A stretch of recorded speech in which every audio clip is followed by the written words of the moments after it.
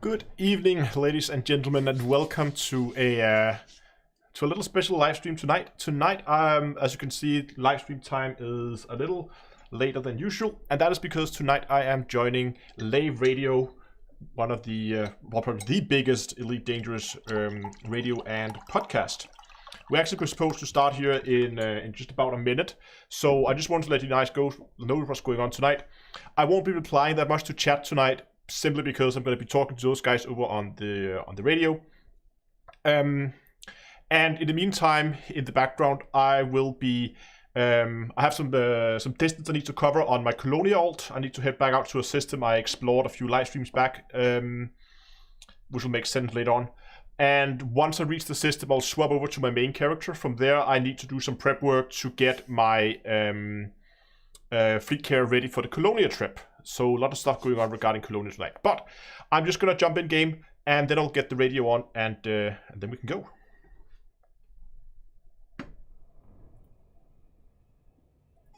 There we go. Are you guys still here? We are. Yeah, Yeah, we're here. Great. I'm live now, by the way. Just you know. I just saw that you're live. Hello. Hello, Hello, live. everybody. Hello, live. Are we still? Still I think, are we starting? Yep, we're starting. We've got our titles right back. Community members and developers, a shining beacon in space, all alone on a Tuesday night. The dawn of the third chapter of the Lave. This is the story of the last of the Lavian stations. The year is 3307. The name of the place? Lave Radio.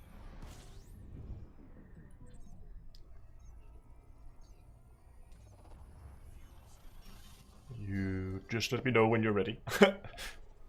This is the intro music. Okay.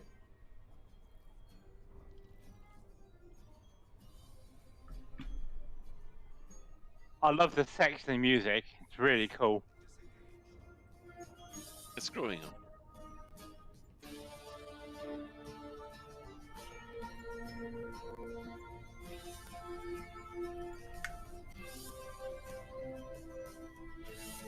Ten seconds, stand by.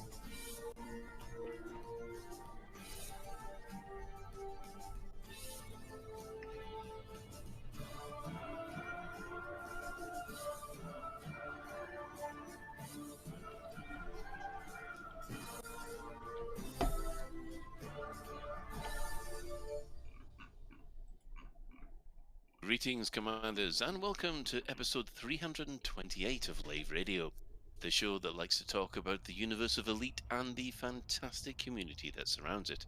I'm your host, Commander Phoenix Defire, Chief Archivist of Lave Station, otherwise known as Colin Ford, and joining me in the Orange Sidewinder bar for this episode, we have our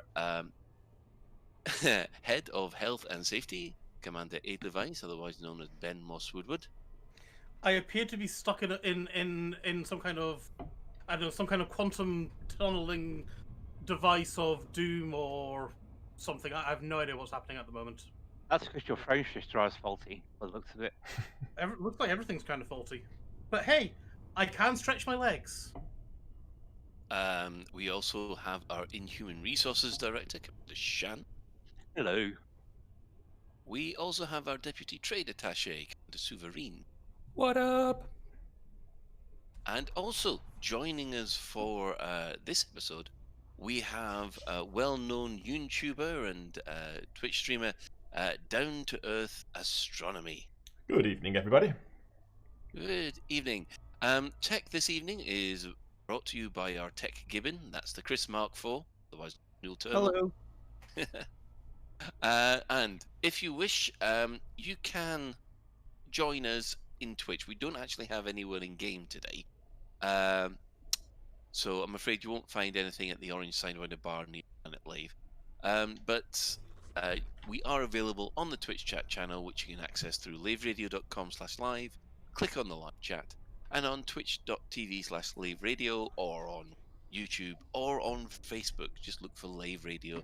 You'll find us. So I'm going to quickly go around the crew, see what they've been up to for the last week, And we'll start with Souverain this week. I have not been to space at all because I've been playing Total Warhammer with Atris, which has been really, really good fun. They announced the third game, Total Warhammer 3, last week, I think, and Atris had heard me talking about it on the show and sent me the link to it and was like, "Dude, look what's coming!" And I was extremely excited, and then. Having discovered that he was into it as well, we decided to play co-op, and we've had a Skaven game going where we've both been playing as different Skaven factions and gradually taking over the old world, and it's really good fun. We're on about turn 30, I think. It's been super good. We played it on a couple of nights last week and then over the weekend as well. It's been really good. And apart from that, it's snowing here. And I have a personal rule that I don't run when there are no degrees. So given that there aren't any degrees, I'm not running. And when the temperature is above 0 again, I will don my running shorts and off I'll go. Are you a lizard? Well, I just kind of feel like it's not really worth it. Like, I sort of, there are so many days of the year that have degrees and are pleasant to run in that I might as well just save my energy for those. But apart from that, it's been a fairly quiet one for me. Yes. Well, we have also our Inhuman Resources Director, Commander Shan. What have you been up to? I've actually had quite an interesting week this week. In game, I've been making my way to Beagle Point. I haven't been rushing. I've just been kind of jumping and then scanning what looks interesting, and that. So I'm slowly making my way. And in real life, I was way back to you. Yeah, and then I was clearing out some cupboards at the weekend, and I found one of my old diaries when I was much younger, and I sort of flicking through it, and I discovered my entry from August the 23rd in 1981, when I was accused of stealing the crown jewels, or trying to steal the crown jewels, and so yeah, that's been my week. And as Colin said to me the other day, make sure you cut it short and don't drag on. So yeah, that's been my week. So jumping to Beagle Point and remembered when I was accused of stealing the crown jewels. Okay. Obviously, we'll be touching on the crown jewels later. Not your touching my obviously. crown jewels. I think I'll pass on that one too. Yeah. Yeah. He gets some I think- friendly, this Colin. Yeah. Right. Moving on, Ben. Oh, I should have chosen someone else. So yeah, I've not been touching anybody's crown jewel. And there we have it. Not even yours. Not even mine. So I've basically been stuck in lockdown still. I saw my flatmate today, so that was exciting. Apart from that, I've been playing with the kids, playing Minecraft, playing Star Citizen, playing Elite, playing finished Cyberpunk, playing RimWorld, usual stuff. Welcome to COVID lockdown. And I think next week is nearly my 1 year. Next week or the week after is my 1 year lockdown anniversary or something like that too. So yay. Jesus, that's crazy. Yeah. I enjoy the fact that you seeing your housemate is a cause, is an event to be reported. Like, is this because your life is literally just a lockdown symphony of boredom, or is it that your flatmate is very elusive, or possibly that they're very small? Well, my flatmate's Australian, as I think I might have mentioned, and he's not meant to be back in the UK now. He's not allowed to work anymore, but he's not allowed to leave the country either. So he's basically turned into a full-time gamer, and he's basically getting up when I'm going to bed. Jesus. So he's not allowed to work, and he's not allowed to leave either. Yeah. That's almost ideal roommate to have someone who's completely out of sync with your day-night sleep cycle, so you pretty much always have the apartment to yourself. That's It true. sounds like he's Tom Hanks in the film The Terminal. It was based on a true story about the guy whose passport was no longer valid because his country no longer existed, and so he couldn't travel. And he wasn't allowed out of the airport. So he didn't have a passport. Like 3 years. Yeah. Yes, it's Charles de Gaulle Airport, wasn't it? There was one guy who was stuck there for, oh god, how many years? It was phenomenal. A long That's time. ridiculous. That's so Yeah. ridiculous. But you know, that's international law for you. The I thing know is, this there's Tom Hanks. So who wouldn't want to imprison Tom Hanks in an airport? I mean, I think that's classified as a loophole, not one you Yeah. want to exploit. Well, on the subject of international, we have to welcome Down to Earth Astronomy, or as we'll refer to him as Astro from now on. How have you been for the last week, sir? And what have you been up to? Like the rest of the world, we're in lockdown here in Denmark, so been working from home. And when I was done working from home, I've been in the same chair working on YouTube or spending the evenings with my wife. We've been moving around the apartment. But in-game project has mainly been focused around getting ready for jumping my fleet carrier to Colonia and taking a few hundred people with me here in a couple of weeks. Yeah, large amount of preparation for that. You know, going up there to unlock the engineers, and I really don't want to end up showing up in Colonia then realizing, oh, I forgot something in the bubble. It's a rather long way back, so try to make sure I get everything prepped up in the bubble and making the journey up there as smooth as possible for the people joining. Right, excellent. Well, just quickly for myself, I've been playing a bit of Power Play as per usual. Although for some reason, I've been dropped by the squadron that I joined with no reason. Don't know what happened there. And I did do you have not to. earn enough?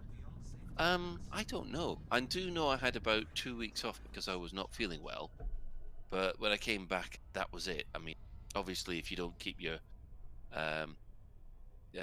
merits up, then basically they degrade over time, and you'll end up with naught. I think I must have hit naught at some, and they just went, nope, gone. So is that some kind of Chinese sweatshop squadron No, you were but in? Because it seems, I personally, that's one of my pet hates in guilds and clans and things like that, is that insisting on giving a player a quota for earning X, Y, and Z, or else they're kicked. You know, I'm sorry, I play this for fun. I don't play it for a job. And if I get sick and can't play, then, you know, you're supposed to be understanding about it. Or feel Yeah, like playing well- something else for a night. I mean, yeah, I mean, it's not that many merits I need. It's only 350 to maintain my rank 3, but it's one of those things that you keep on missing out on. So, Just quickly, Colin, did you ask anybody why? Because it might have been a mistake. you know what? I'm not bothered.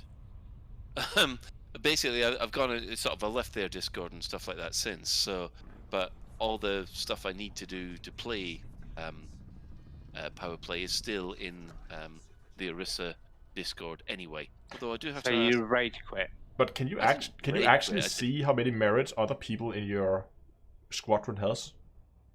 You used to be able to. I can't okay. now. No, okay, so no, but okay. I mean, my experience with Power Play is stay there passive for 4 weeks, get the modules, and get the hell out. Exactly. That's how you're supposed to play it. Oh, which is my worst kind of Power Play player. Yes, Well, I no, know. The worst kind of Power Play player is, of course, the one that always hides in solo and will never come out, and also might be automated. But less said about that, the better. Does getting your kids to do it for you count as automation? Automation. Is that will that break the EULA? Technically, no, it's not, is it? It doesn't No. break the EULA. My children, script and macro.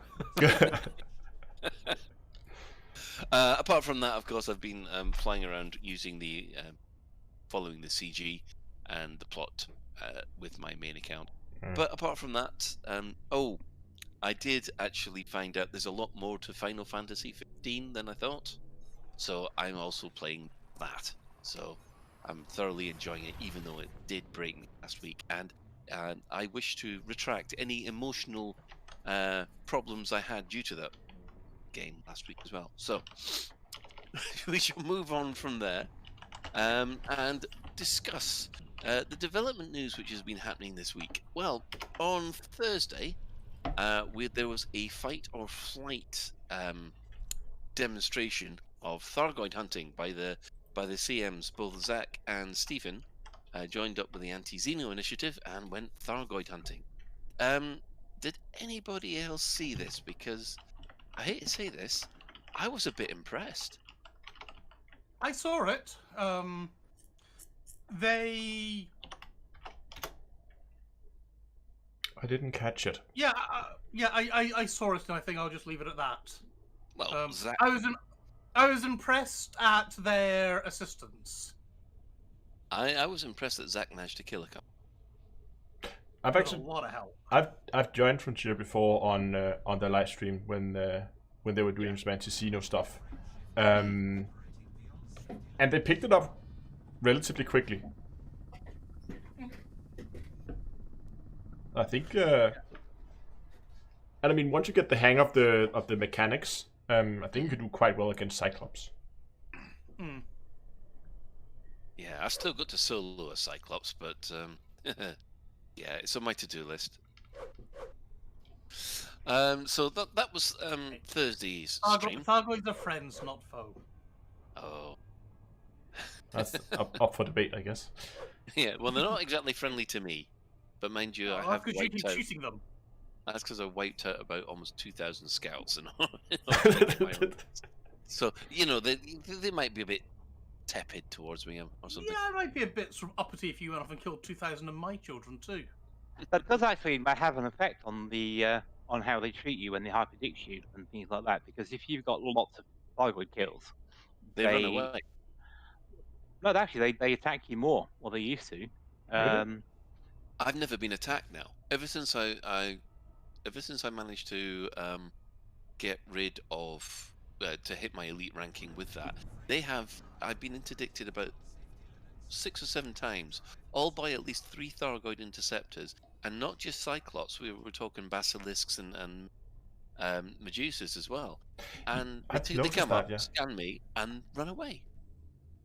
But have you noticed that, I don't know when that happened, but I noticed when I'm getting hyperdicted now that they show up at least 3 ships now. There used to be just 1. Yeah, there used to be just 1, but I'm wondering whether or not that's to do with your elite rank.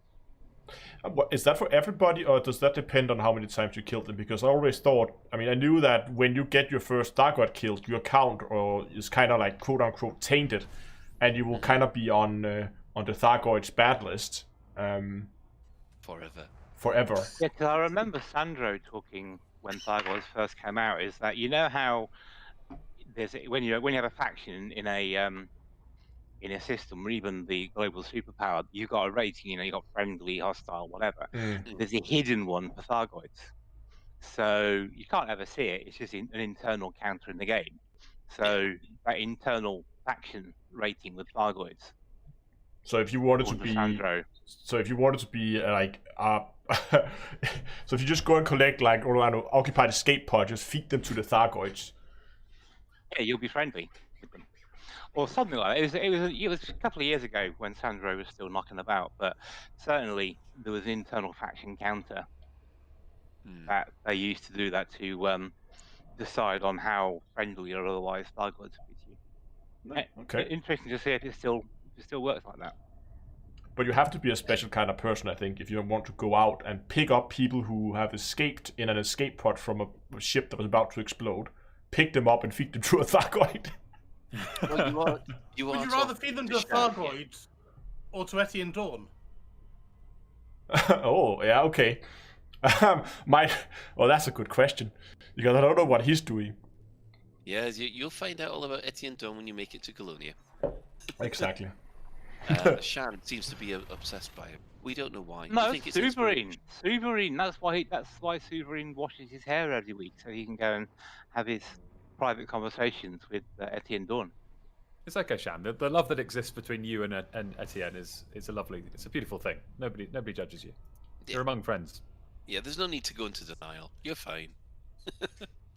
Well, on Friday, the Elite Dangerous Odyssey Q&A dropped, and this time it discussed First Footfall.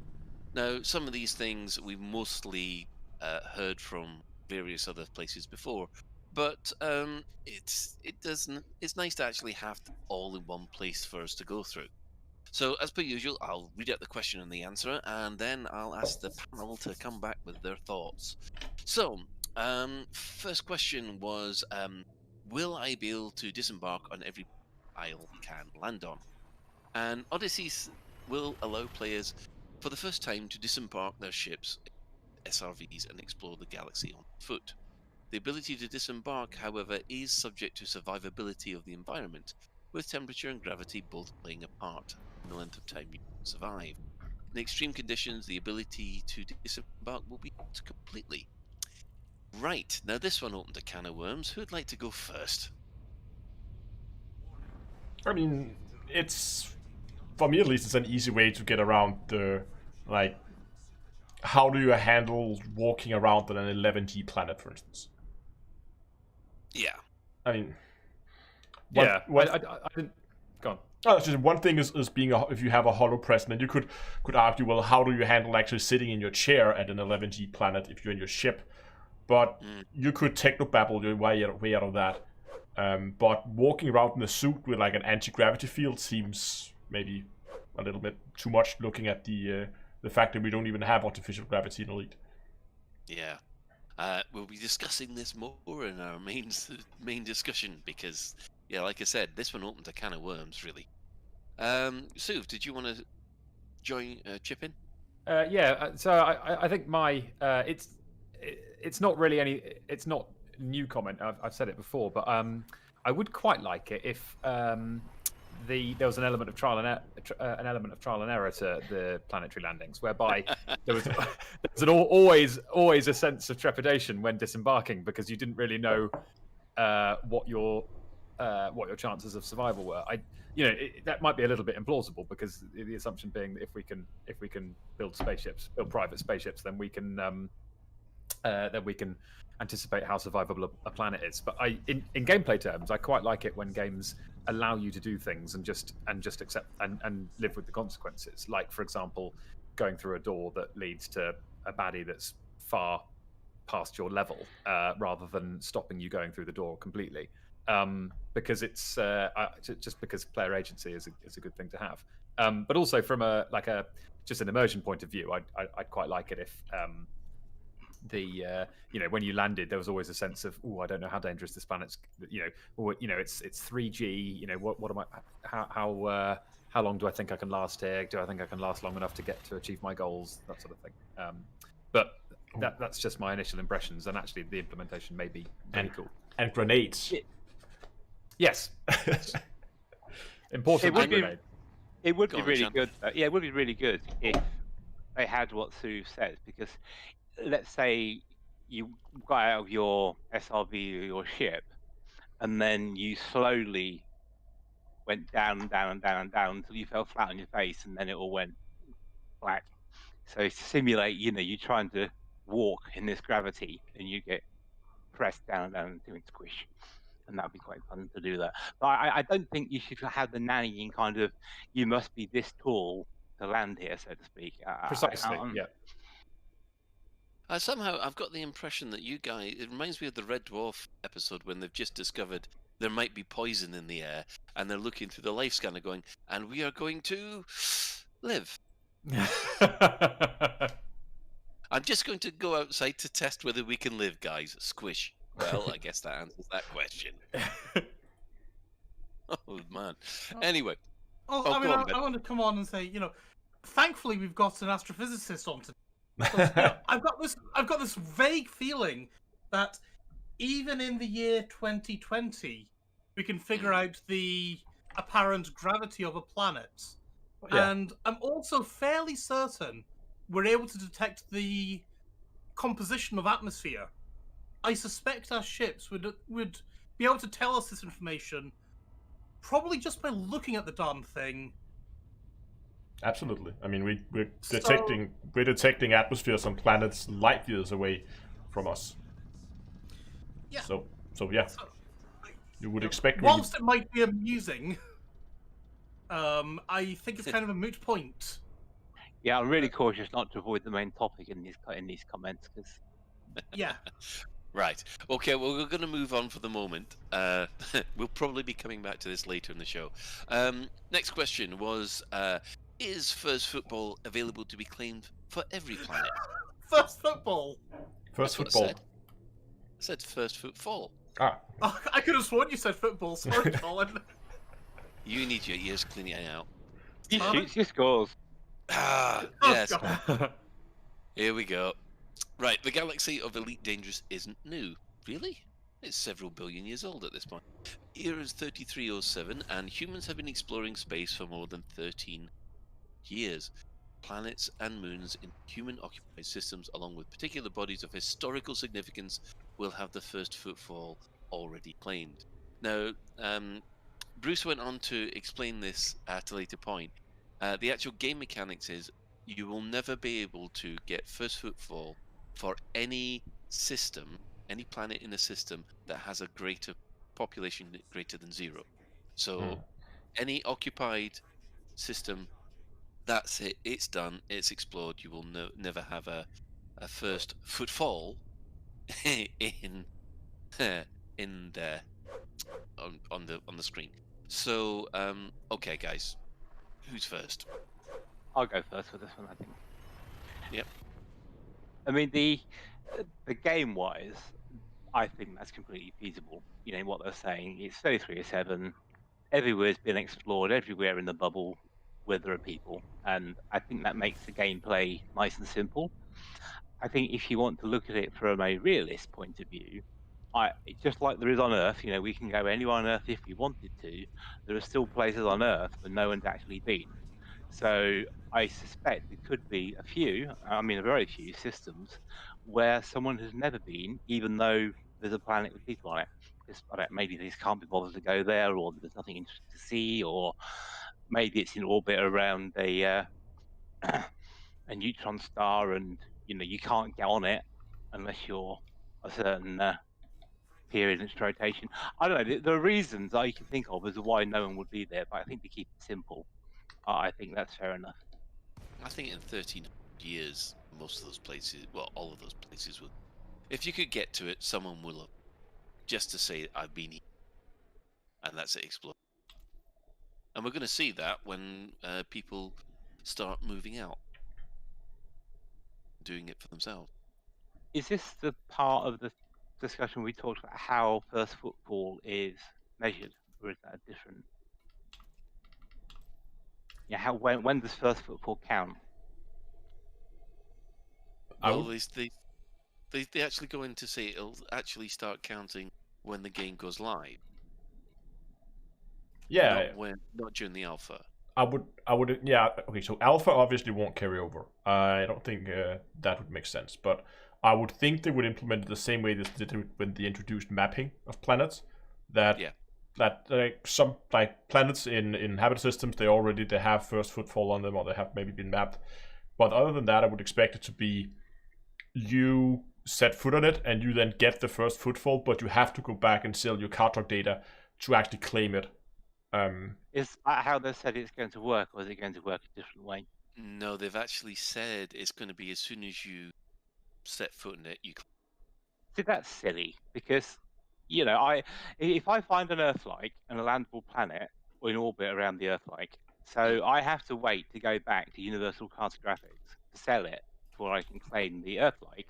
Yet as soon as my little toe hits the soil on the planet right next door to it, somehow Interstellar Cartographics knows about it. Yeah, that's one of the things that they've said. And yep. Because you post a picture on space Twitter or something. I've made it to Koi 42. Tough luck. Anybody else who's trying to get there?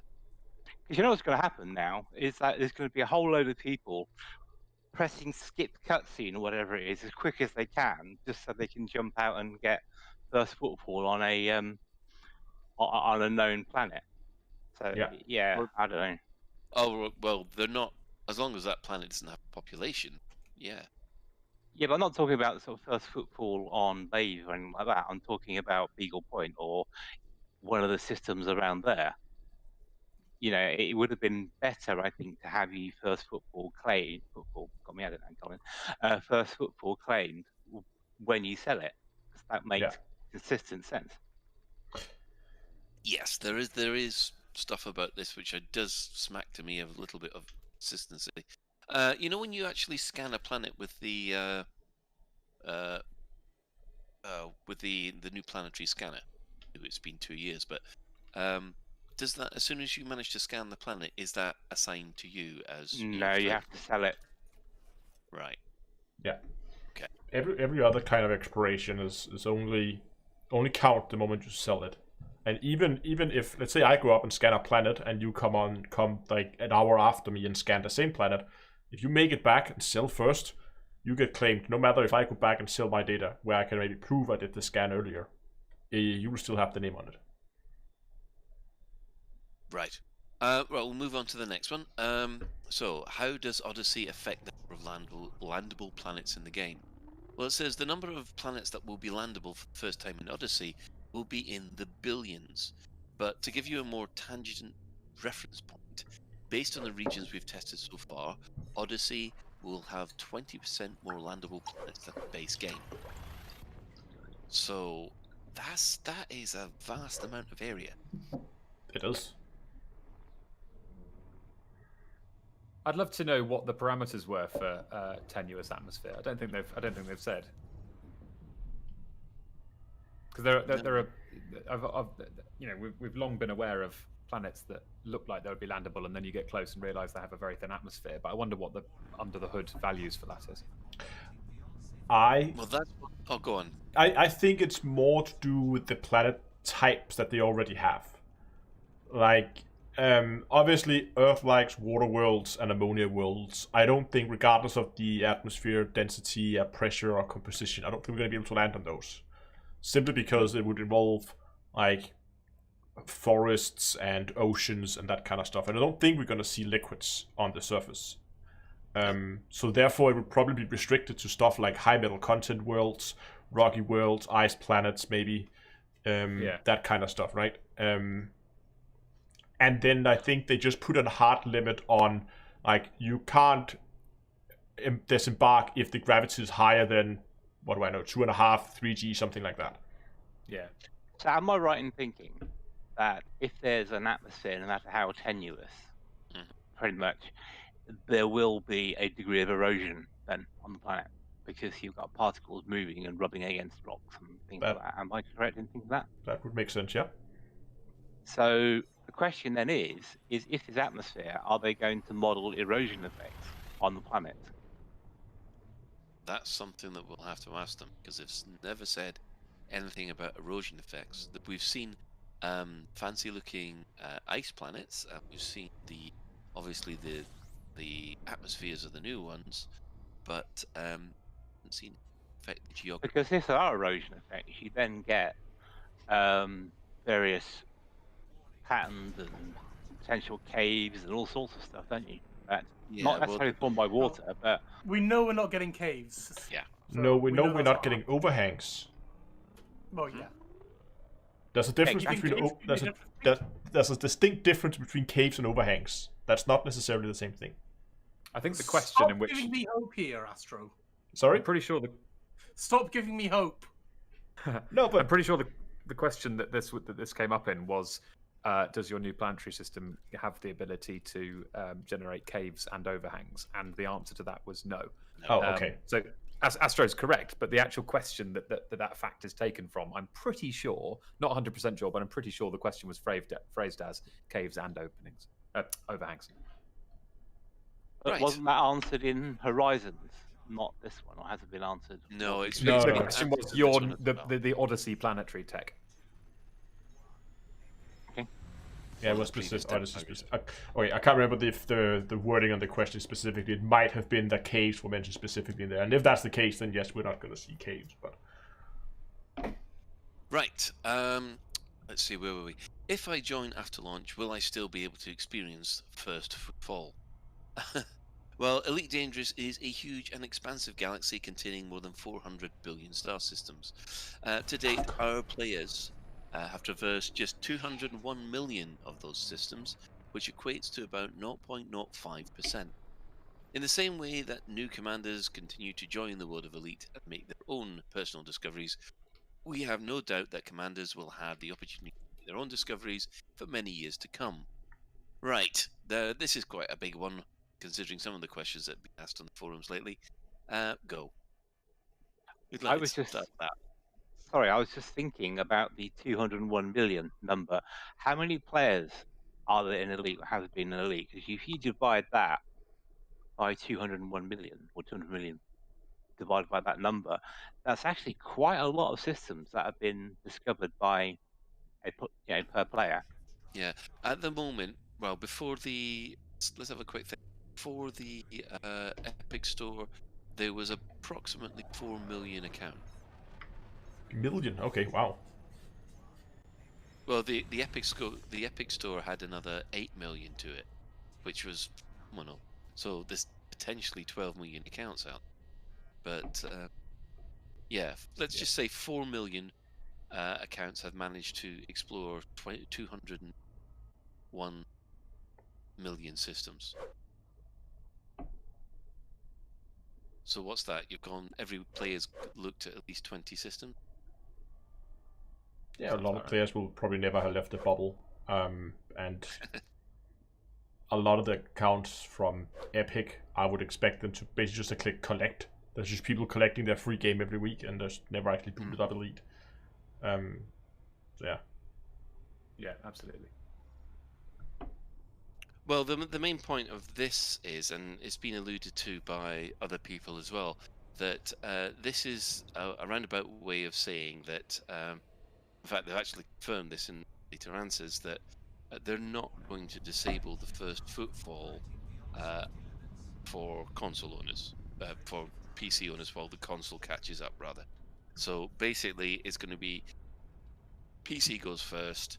PC players will get basically a lot of the footfalls, but what they're saying here is there's plenty enough for everybody. Don't. I mean, I think it's worth mentioning that even though Elite is now a 6 years old game, something like that, and we still even haven't explored 1% of the galaxy. That means if you come in and I mean, if you come into a game that focuses around exploration 6 years down the line, in any other game it would be like, yeah, okay, but how much is there left to explore? But I think it's one of the big selling points for Elite that even when you come in as a new player, there is still more than 99% galaxy left that has never been seen by anyone, that you can go and you can get your name on today if you want to. And it's going to be the same with footfall planets. There's going to be so many of them that there will, in another 6 years down the line, if Elite is still running by then, which I hope, there will still be footfall planets for people to go and explore, because there's just so many of them. Yeah. Jan? Yeah, I was thinking about that when I saw the numbers and things, and I think though you're absolutely right. Absolutely right. There's tons more left to explore, and there's plenty of falls for people to beat as much as they like. However, there are certain systems and planets that have a significance about them in which people would want to be the first person to have their name on it, if that's what floats your boat. So things like the furthest planet from Sol, the planet closest to a neutron star, or whatever it is, people are going to want to go there because it's a special snowflake system. Yeah. And I think that's where this sentiment of we're being left out comes from. It's not there isn't loads left. It's the fact that potentially these special snowflake planets will all be taken. Yeah, but there's only going to be one person that gets them anyway. Yeah, exactly. And why does anybody have a right to them? Yeah, tell that to Alex Turner. Yeah, because they're quicker pressing skip cutscene than anyone else. I don't think anybody. I think people. It's sort of. I think people are taking them extremely seriously. Personally, I'm not motivated to have my name on any of the planets. Well, at all. explorers do. I mean, if you think about the drive to explore in our own world, the first person to reach the South Pole. I mean, that was an epic struggle between Amundsen and Scott to be the first to do it. And you know, I don't Yeah, think. yeah, that's true. Yeah, that's a good So point. it's that sort of drive, I think, that wants people to be the first one to go on there. So yeah, I can completely understand why people's noses are out of joint, but I guess it depends on how much that motivates people. Yeah. Right. How quickly will first foot blades be claimed? And they've said your achievement will be displayed alongside the names of those who first discovered and landed on the planet, which you can find in the system map. Which didn't really answer the question, I thought. Which question? Sorry. How quickly will first footfall accolades be claimed? Oh yeah, that's not answering the question at all. That's a completely No. different. Jesus Christ, Gareth! These are completely different answers. That doesn't match the question at all. The question is Colin, about what's your time, favourite and the fruit? answer is about where. That's nonsensical. Sue, do we need an answer question song? We do. We need my answer the question song. My answer the question song. I did actually pen an answer the question song last episode, listeners. But it is absolutely full of expletives, and therefore I'm probably not allowed to sing it. But the song does exist. Yes, we do have. We are going to record it. I think. I think it's only fair to record it and soundboard it. It goes out to Gareth. So yes, how quickly does something happen?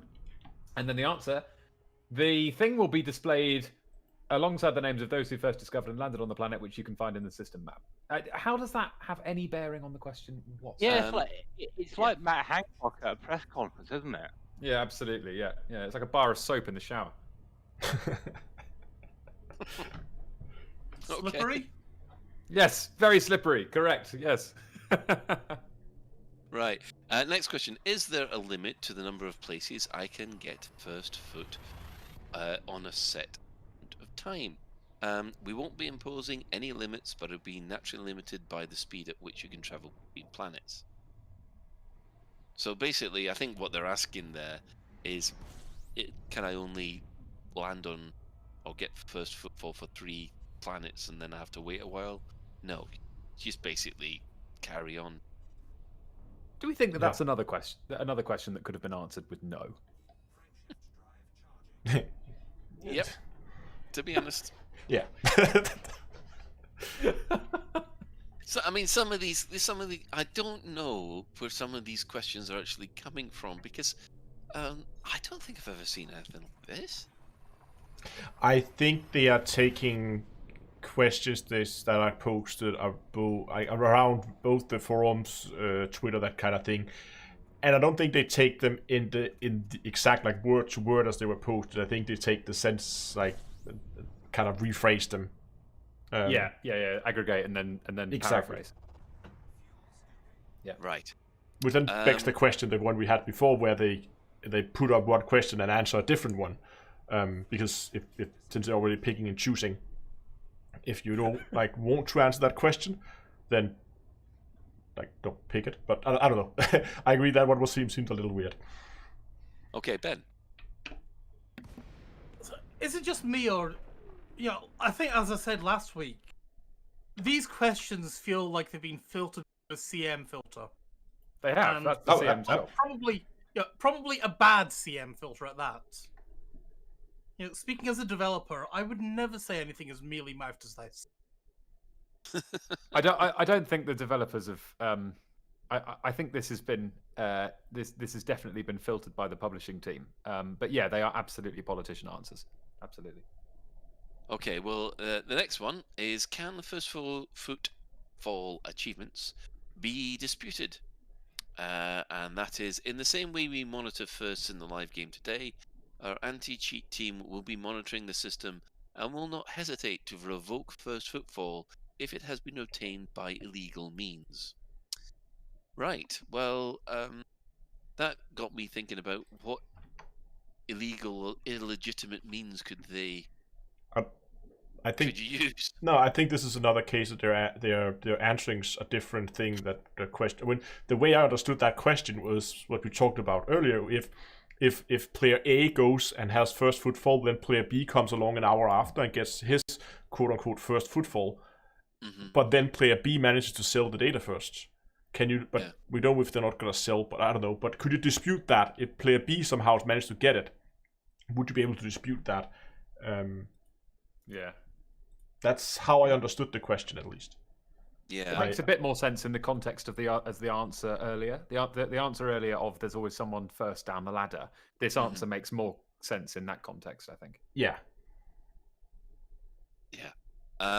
Right. Yeah. So there's a further question that's similar to that later on. Next question: are there new discoveries and wrecks that I can get first footfall for? And it says first footfall is recognized and recorded at a planetary level and not for individual points of interest. And that seems straight enough. They've always said. That's pretty straightforward. Okay. Yep. Next one. We have if I change my name, will the first footfall change with it? And it says, similarly to records of other achievements, first footfall is treated as a historical and will be recorded with the commander's name at the time of exploration. This will not change if any name changes. I think that's perfectly fine.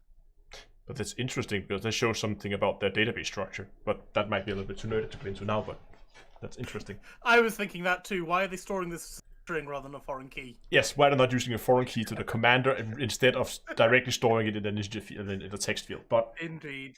Can you, They, can you they- imagine the cross-indexing? They have actually said before Yeah, I that do that kind of shit all the time. the first discovereds are stored on a separate database to a lot of other player information. So and the records are static. So that and they're tied to your they're informed by your name when you sell the data rather than your account, if that makes sense. is this one of those console PC kind of cross-play but not quite cross-play things, do you think? I've got no idea. No idea at all. No, 'cause I this is just all vaguely this is remember all them back-end explaining. stuff. Yeah, it's all back-end stuff, so yeah, a foreign key is a foreign key. But They it could store them as a string. it could be performance, because there's a point in if you have to constantly look up the commander name from a foreign key, then it's gonna take some extra time to load the system on their end. Indeed. Yeah, sure. Which is what I was kind of alluding to with the. Yeah, never mind. Sorry, you were going to get me going to full data analyst mode there, and I thought no. Yeah. I've had enough of that today already. Let's move Yeah. on. I should use the key, the whole key, and nothing but the key. So help me, COD. Yeah. Right. Let's see. So this is the other question, which has kind of been answered before. What happens if two people land first at the same time? And they've replied with, in the same way that Buzz Aldrin made way for Neil Armstrong to be the first man on the moon, the control to disembark is for an individual commander, and there will always be someone first down the ladder. This accolade will not be shared between commanders. Now, what I think they mean by there is what, if you've got people in physical multi-crew, and it says, right, I'll go outside. Whoever goes outside first from that crew gets the footfall. Does that make sense to everybody? Is it definitely about when you first press disembark as opposed to selling data? Well, you see, that's the thing, because there might be a case where, let's say Neil and Buzz decides to go first, Neil goes second, but when they get back, Neil puts his data in first, and then Buzz puts his data in second, so Neil gets it. What happens if it's like Toy Story with Woody and Buzz Aldrin decide to jump down the ladder together, hand in hand, and land at the same time? Well, I think it's up to the control system, I think or whoever presses disembark Wouldn't first. you want to? Wouldn't you want to? So let's say, Colin, you've travelled 20,000 light years with Ben, and you've discovered this amazing planet, and you think this planet's so amazing. I want to seal the moment between Ben and me. I'm sorry, Shan, but I am not jumping out of Colin's ship, whether I'm holding his hand or not. The ladders Well- are too narrow, Shan. I think in this case it would be like what Neil Armstrong said to Buzz Aldrin. He says, "I'm going out first, and it's prerogative," even though I have been corrected that is actually because Neil Armstrong was actually closer to the door. Neil was closer to the door. Buzz couldn't climb over him. So he Yes, I didn't. mean- So Neil Armstrong didn't go, "Buzz, look, alien," and then Buzz would sort of turn around and he'd just jump out. No. So you could say that Neil made sure that Buzz was moon blocked. You could. Yes. Well, that's the whole of the questions. They did go into a little bit of detail. Orange Phoenix did want some clarity on things, which was he said, "I see that the console first footfall question was tactfully avoided. It's a bit shame that console commanders will be prevented from being able to ensure their first footfall on the planet of their choice. Also, in future, please don't patronize us because there are plenty to choose from. The console community finds it insulting. I fully understand the business decision, but it is totally unfair in my heart." To which Bruce has required, first footfall accolades will be available for full PC launch. I understand that you and the other console playing find this frustrating. However, I'd like to reiterate the following. Any landable planets with a population greater than 0 will be considered already claimed. We'll estimate with the launch of Odyssey, you'll have landable planets increased by 20%. And with all this in mind, we are confident that there will be plenty of opportunities for commanders to make their point on market at a later year. It should be pointed out that I think a lot of people did want to claim systems in the bubble, and there was going to be a big push for that. But as in the bubble, most of those systems are already claimed, it does take a little bit out of the sting out of it. True. I just can't see what the fuck. I just find responses like that. I love Orange Phoenix, but it just seems such misdirection over something that has no impact on gameplay. That really is a nice little bonus that is that was has always been an ancillary system. I just don't get. Nobody's being prevented from doing anything. There are technical limitations. It's harder to optimize a game that was originally designed for PC for a new generation of consoles, presumably. There are just so many reasons that I don't think it's I don't think it is. You think it's making a mountain out of a molehill? Oh, completely, yeah, totally. It also I don't know. There are bigger things to worry about. I really don't mean to belittle things that people care about, because everybody cares about different things, and I do respect that, but I certainly don't think it's worth bad feeling over. I don't think Frontier are trying to patronize anybody. They are absolutely right that it's a very, very big galaxy. But don't you think that this is maybe comes from a feeling that the console players have that they are being placed as a quote-unquote second rank? And to be honest, I can't blame them for feeling that way. The fact that they're going to have, half a year lag on the Odyssey update or something like that. Yeah, but you can't. Yeah, but you can't argue with. You can't. It does. Yes, it is a little bit like they're second-class citizens, absolutely. But the game released on console after it released on PC. Lots of console games release on console and then are ported to PC a year later. It doesn't mean that PC players are second-class citizens. Some things are just native to a platform, and moving them to another platform takes a bit of time. I really doing so, taking the time to do that properly, and as Cyberpunk has taught us, it is important to take that time. Otherwise, it's a car crash. Taking the time to do that properly isn't an insult. It's not weaponized. It's not aggressive. It's just that platforms have different requirements. There are different costs in time and effort to port one thing to another. Elite started off as a PC game, and there's a brand new and we're turning console generations this year. I don't know. I just it's a little bit. It's sort of taking an indirect result of something and trying to pretend that it's an insult. Really, I just don't think it is. No. Okay. I get it. Oh, right.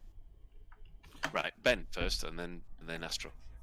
Okay, so Suv, let's pretend that we could get things in the bubble where there are people living, and you could actually get first footfall on planets. What would you would you not feel cheated out of, say, getting Sagittarius Eye's planet, in inverted commas, if you were a console player? No, because I've got no right to it. What gives me the right? Absolutely Well, nothing. You're one of the editors of Sagittarius Eye. That kind of gives you the No, it in inverted doesn't. commas No, right. it absolutely does not give me the right. I'm just a player like anyone else. Me being an ultra nerd and making a magazine about it or spending a lot of time in that system does not give me the right to arrogate for my name on anything, and neither does it for anybody else.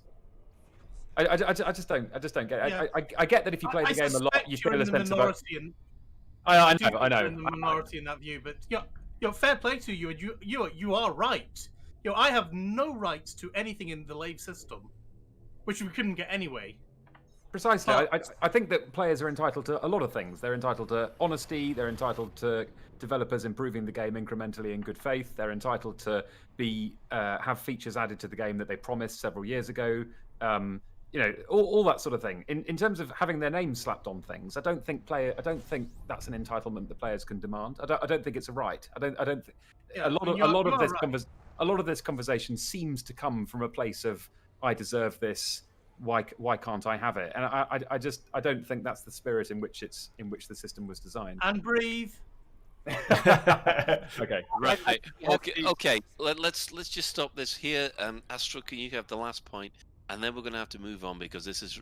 Yeah, sure. Okay, so I just gonna take a point that's the completely opposite side from what I said before, because some time back I played Monster Hunter World, which is originally a console game that is then ported over to PC, and there it was just normal that PC would only get the updates like half a year later.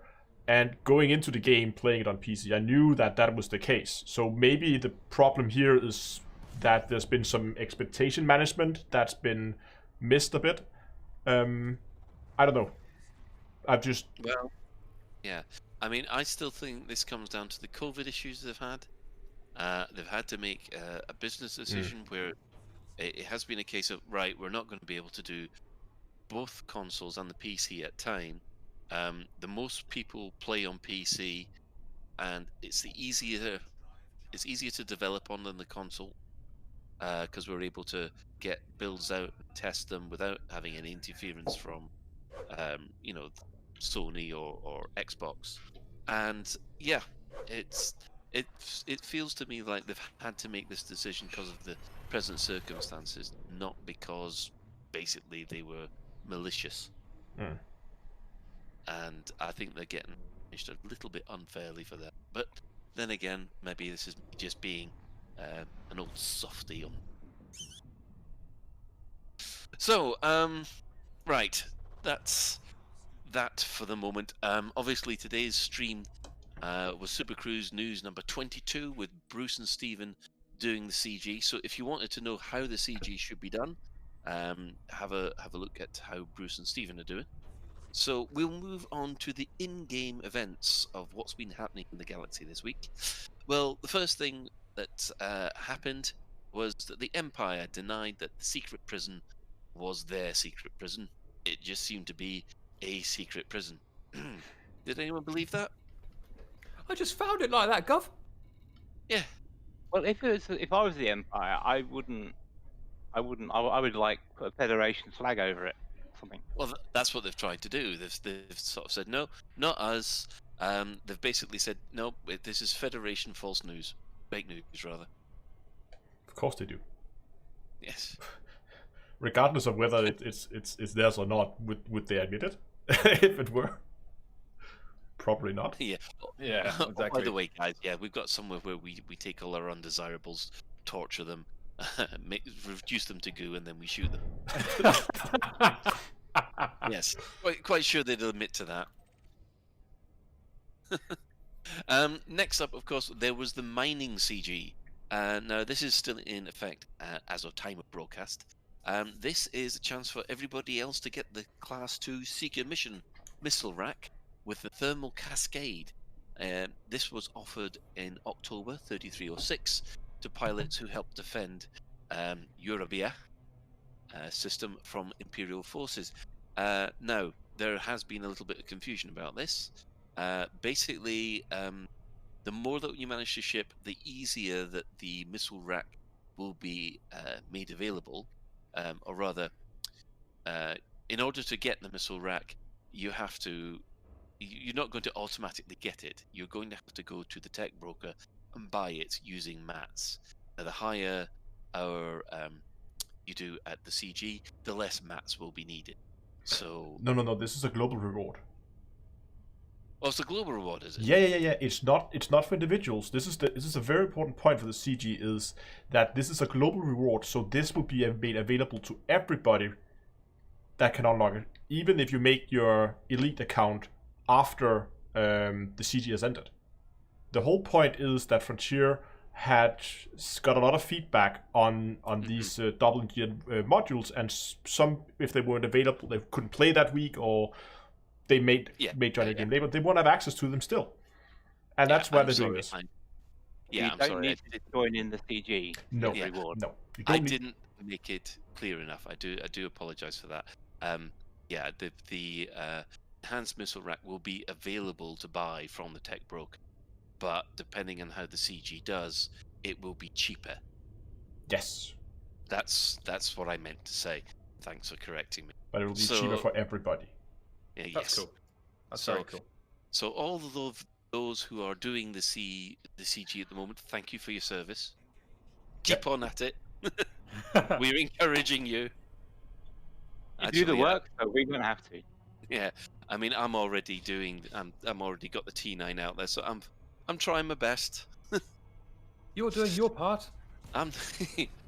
Do you want to know more? Anyway, moving on from the CG, we have more interesting things happening about the destruction of Starship One. First of all, Jupiter Rochester was named as a co-conspirator in this destruction of Starship One, mostly because if the federal naval budget was cut, he was going to lose a lot of money. Then Admiral Vincent was found guilty of destroying Starship One and sentenced to life imprisonment. One small problem I have with this is that didn't the first guy who was charged was facing the death penalty? How come he faced the death penalty, yet the Admiral's only sentenced to life? That seems a bit... Yes. Because the first guy wasn't an admiral. Yes, exactly. Duh.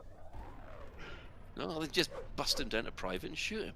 Anyway, Jupiter Rochester himself has actually made a run for the permanent lock system of HIP 54530 and has basically taken over the system there with a lot of his loyalist factions. Now, this also has an interesting knock-on for the Laken takeover, because wasn't it Jupiter Rochester who was behind the whole Lakon takeover? I'm not sure, but where does my law is not strong enough for that. where does Jupiter Rochester fit in with the Rochester family that Aisling was engaged to? Oh, it wasn't his brother, I believe. It was his brother, and there's the whole load of things about Core Dynamics is that he's been spinning off bits of Core Dynamics into his own personal empire, if you like, which is what he was trying to do with Lakon. He was trying to take Lakon up. Now, with him now becoming a wanted man in the Federation, does that mean that the whole Core Dynamics Lakon thing is off? I hope not. You just hate Lakon. I hope it is, because Lakon's awesome. You know, 3 times 7 for everyone. I hope not, because I was counting on that to encourage Lakon to make decent ships. You do make decent ships. It's just you don't like any of them. Anyway. Well, the inside of Lakon ships look like some kind of grubby student flat. So yeah. Oh no, we've been over this before. Cool your jets. For anybody who wants to know all about Shan's opinions of Lakon ships, there are previous episodes. You can start at episode 1 and work your way forward. Right. So, do you guys think there might be some kind of CG involving HIP 54530 coming up soon? Ooh, yeah. I mean, it's looking that way. Any reaction to the trial result? I like it. I like the twists. It's not the exploration of the political, the kind of political soap opera that this is playing out as so far is, and I don't mean that disparagingly, is not the angle of the Starship One destruction that I was most interested in. I was much more interested in Halsey's visions, the hidden caretakers of our galaxy, which appears to have been swept under the rug. First of all, she announces that actually she doesn't even remember saying that, and she doesn't remember those visions and what you're talking about and what's that over there. And now it's all courtroom drama. That's cool. Courtroom drama's fine. It's cool, and it's great to flesh out the galaxy and get to know the movers and shakers more. But I was much more interested in the tinfoil hattery and who are the aliens? What's going on? Who are the hidden caretakers and all that stuff. So I'm hoping that they return to that at some point. Right. Raxler. It's Raxler. It's right. She's the only person in the galaxy that knows the location of Raxler. She's just got to remember it. Yes. There's a tin point theory for you. You can have that one. Yeah. Right. No, the last bit was, and we touched on this a little last week, a warning about the fleet carrier scammer scandal. Now, we didn't cover it last week because we ran out of time. The short of it is that allegedly some players have been hoodwinked into being taken to a remote part of the galaxy with a jump drive that's too small and made to mine things for the carrier. So they're basically marooned while they're out there. Now, we'd like to point out at this point that Shan had nothing to do with it, although I do believe he's quite impressed. It's quite inventive, really, because in any MMO or any online game I've ever played, there's always been scammers. And just to be clear, my own view on this is the people who do this are complete ratbags, especially to new players, and the good Shan 2021 does not approve. But there's always been in online games scammers, and you kind of have to learn the scams. It's part of the learning to play the game is to know what the scams are. And I was looking at this. Is that I'm not sure they're as trapped as maybe they Made out to could be. because if you think about it, so you're a new player, you get saying, "Oh, come with this, and you'll earn millions of credits, etc." And you do earn millions of credits, you just don't earn as much as you could have done. So you end up, in quote, stranded in space with millions of credits more than you had. And then what you could do is you could suicide winder back to the bubble, sell your ship remotely, and you've still got more credits than you had when you started off with. Yes, it's not as much as you thought you had, but I'm not sure it's quite as vicious as being stranded in the middle of nowhere than we thought. And Right, they're okay, doing Chan, it using Chan, chemicals. Chan. Right, let's stop for a moment. You also got to remember that these are new players who didn't know about things like suicide winding back. There was also allegations of a lot of intimidation on the Discord server, and let's just look at this. Polygon did an article on it. Obsidian done an article on it. I do believe Astro's done something as well. It even appeared on the massively OP MMO site, and it's taken root everywhere. And I think the main angle was this: not the fact that the scam happened, but actually the people that did the scamming didn't turn out to be exactly pleasant. Most of the cover, it's been covered in most of the gaming press, and all of the coverage that I've seen has not focused on the fact that they're Nazis or whatever. It's focused on the fact that it's supposedly exploitation.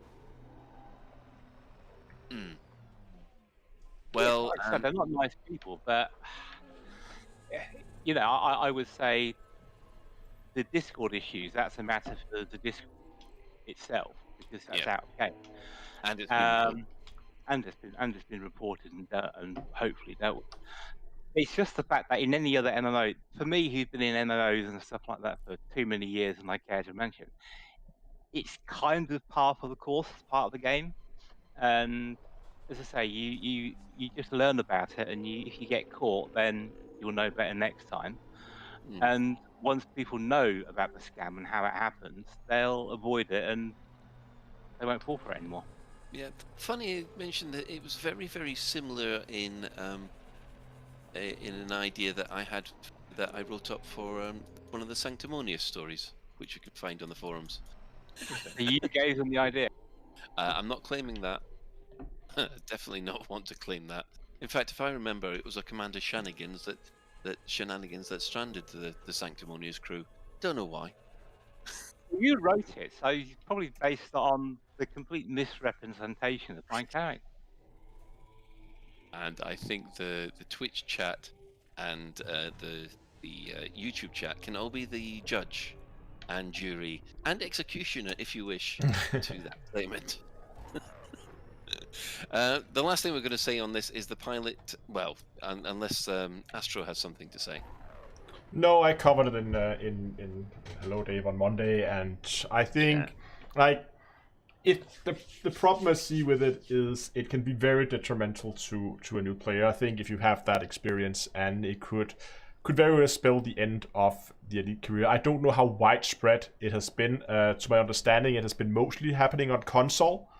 And I can actually, what I actually tried to do last weekend was I reset one of my many accounts, renamed it to something new, and I just ran around the new play area, that's like also outside the locked area, just to see if I could spot anything.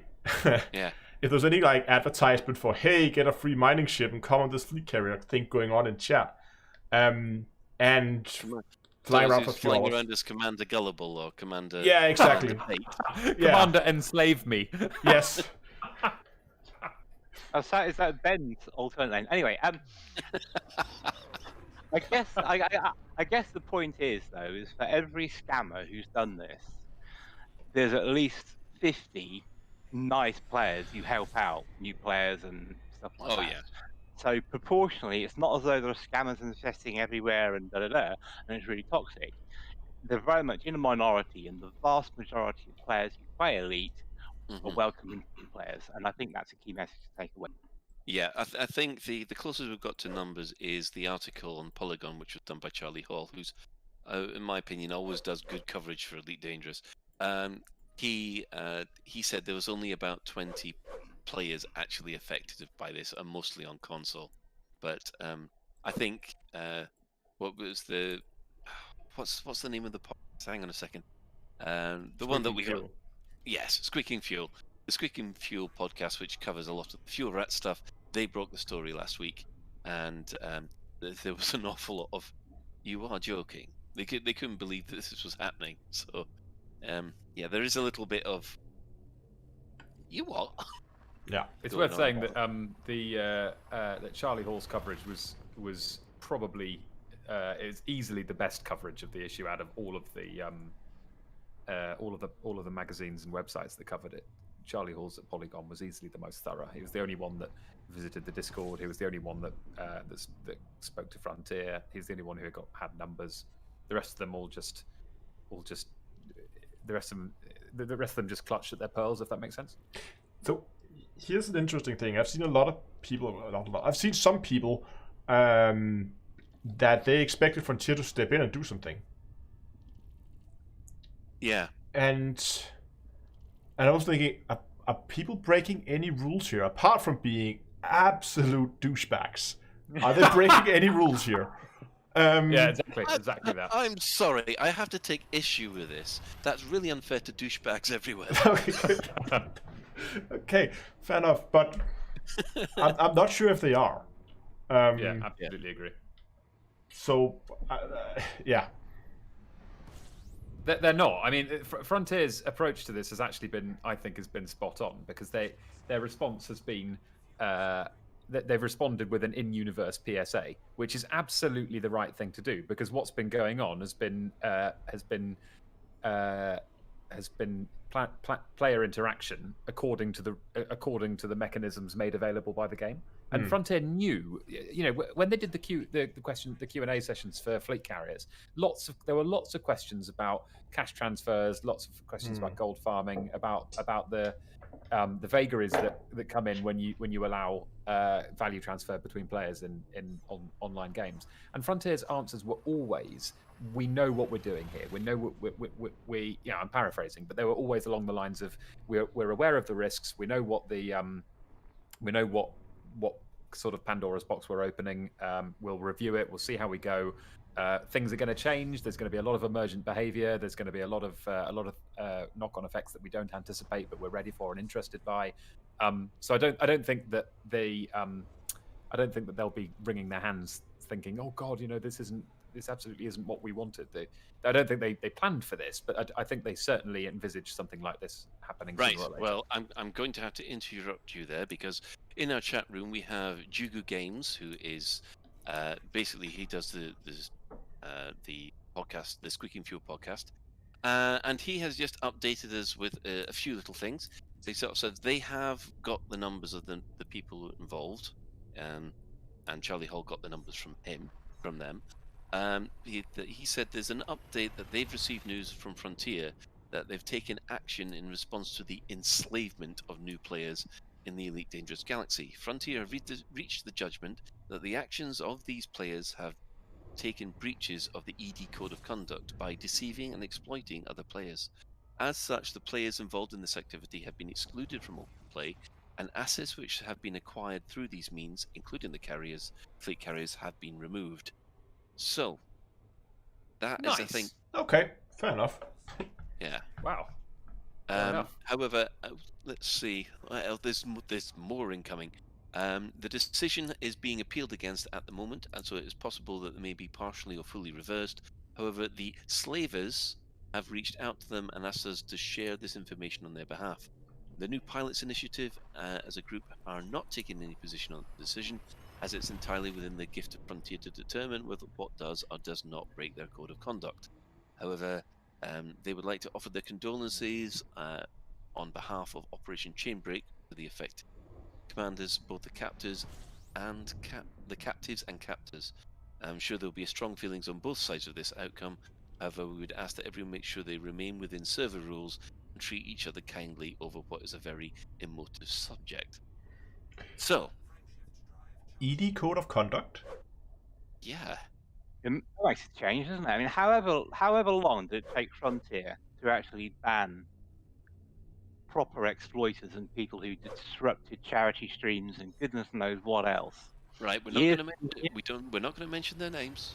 No, I'm not even naming names. I'm just saying that this sort of antisocial behaviour, and I completely applaud what Frontier seems to have done. I'm really glad they've got the message finally that this sort of behaviour is unacceptable and needs to be dealt with. Right. Well, so It's pretty with big. that, go on, Sue. Sorry, you cut out there. Sorry, I didn't realise I was interrupting you. I was just going to say it's a pretty big fault face in terms of the way I was the way I thought they were dealing with it. It's definitely a statement of intent, isn't it? It's very much this is the atmosphere we want in our MMO, and if you mess with that, then we'll throw the ban hammer at you. And so hats off to them if that's the line they're taking. Yeah. So, Astro, do you want one? Yeah, I'm just saying. It just surprises me a bit. I was expecting Frontier maybe they would do something, update what do I know, like an EULA or something, to say don't do this in the future kind of thing. But they're taking such a strong action, it actually surprises me. Yeah, maybe they've been burnt in the past with some of the exploits. Let's be honest. Some of the exploits in the past have led to players having advantages when they shouldn't have, and so on. Slow me vent. But yeah. Yeah. So maybe from now on they're going to come down a little bit harder on things like this. But there is a lot of people who are still in a little bit of, oh come on, this is just a setup for publicity. things like that. But Yeah, we Kai are is assured, absolutely certain that's what's happening. yeah, but we're assured by the fuel rats that it in. I have people going all caps egg in my chat right now. The golden egg. Yeah. Yeah. So, right, we're going to leave the in-game events, which means that we have to put up with the vocal talents of of Sovereign because it's. Store alert! There you go. Now, for all of you who are interested in such things, you've got. As you are bored of your flying coffin looking grey and drab, then you can you can treat your Type 7 to a Predator paint job. That's an oxymoron right there. Predator Type 7. Anybody else want a Predator for their Type 7? Now I want to can make a provide- Type 7 combat build just to see. We'll probably disregard the hard point and just make it into a ramming build. Just use the fact that the thing is heavy and just ram into people. Yes, well, we can provide a Predator to a T7 all the time. They're normally other players. So, Shan, did you need to talk about anything else, or are you? No, it was about the news that GG was talking about. Ah, right, of course. Right. Well, what we're going to do now is we're going to take a break, and we will come back with our main discussion, which this week is discussing some comparisons with Star Citizen. Oh. We buy any ship, bar none. we buy any ship, Bar none. Lave Any model, mics any are colour, clear. Any shape, any size. we buy any ship. Bar none. I'm We just gonna here, quickly we mute buy any Discord ship, for a bar second. none, are ready to take your Okay, I'm just gonna quickly jump off the Discord while they are running their break. I'll be docking up here in a second. Get this thing on the landing pad. So, here we go. And just store my occupied escape pods. I can get a nice cozy home in my carrier. There we go. That should give me 25 occupied escape pods. Perfect. Okay, so that in case you're wondering, I'm just prepping my carrier for the Colonia trip. I can put a little check mark in that thing there. That's now done. And all the things I highlighted in yellow is all the things I need to do before leaving the bubble. But I will take a very quick bio break, and then I'll be back with Lave Radio. So while I'm off on the bio break, you guys can enjoy some bunnies.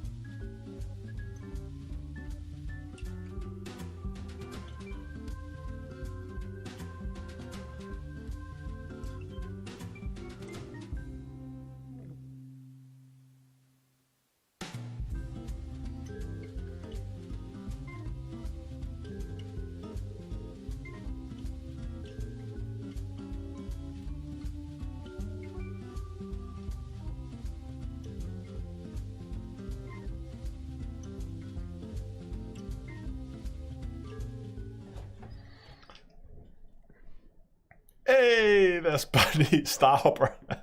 Yes. Okay, I'm just gonna quickly get Discord back so we can hear where those guys are at. See if they're pinging me.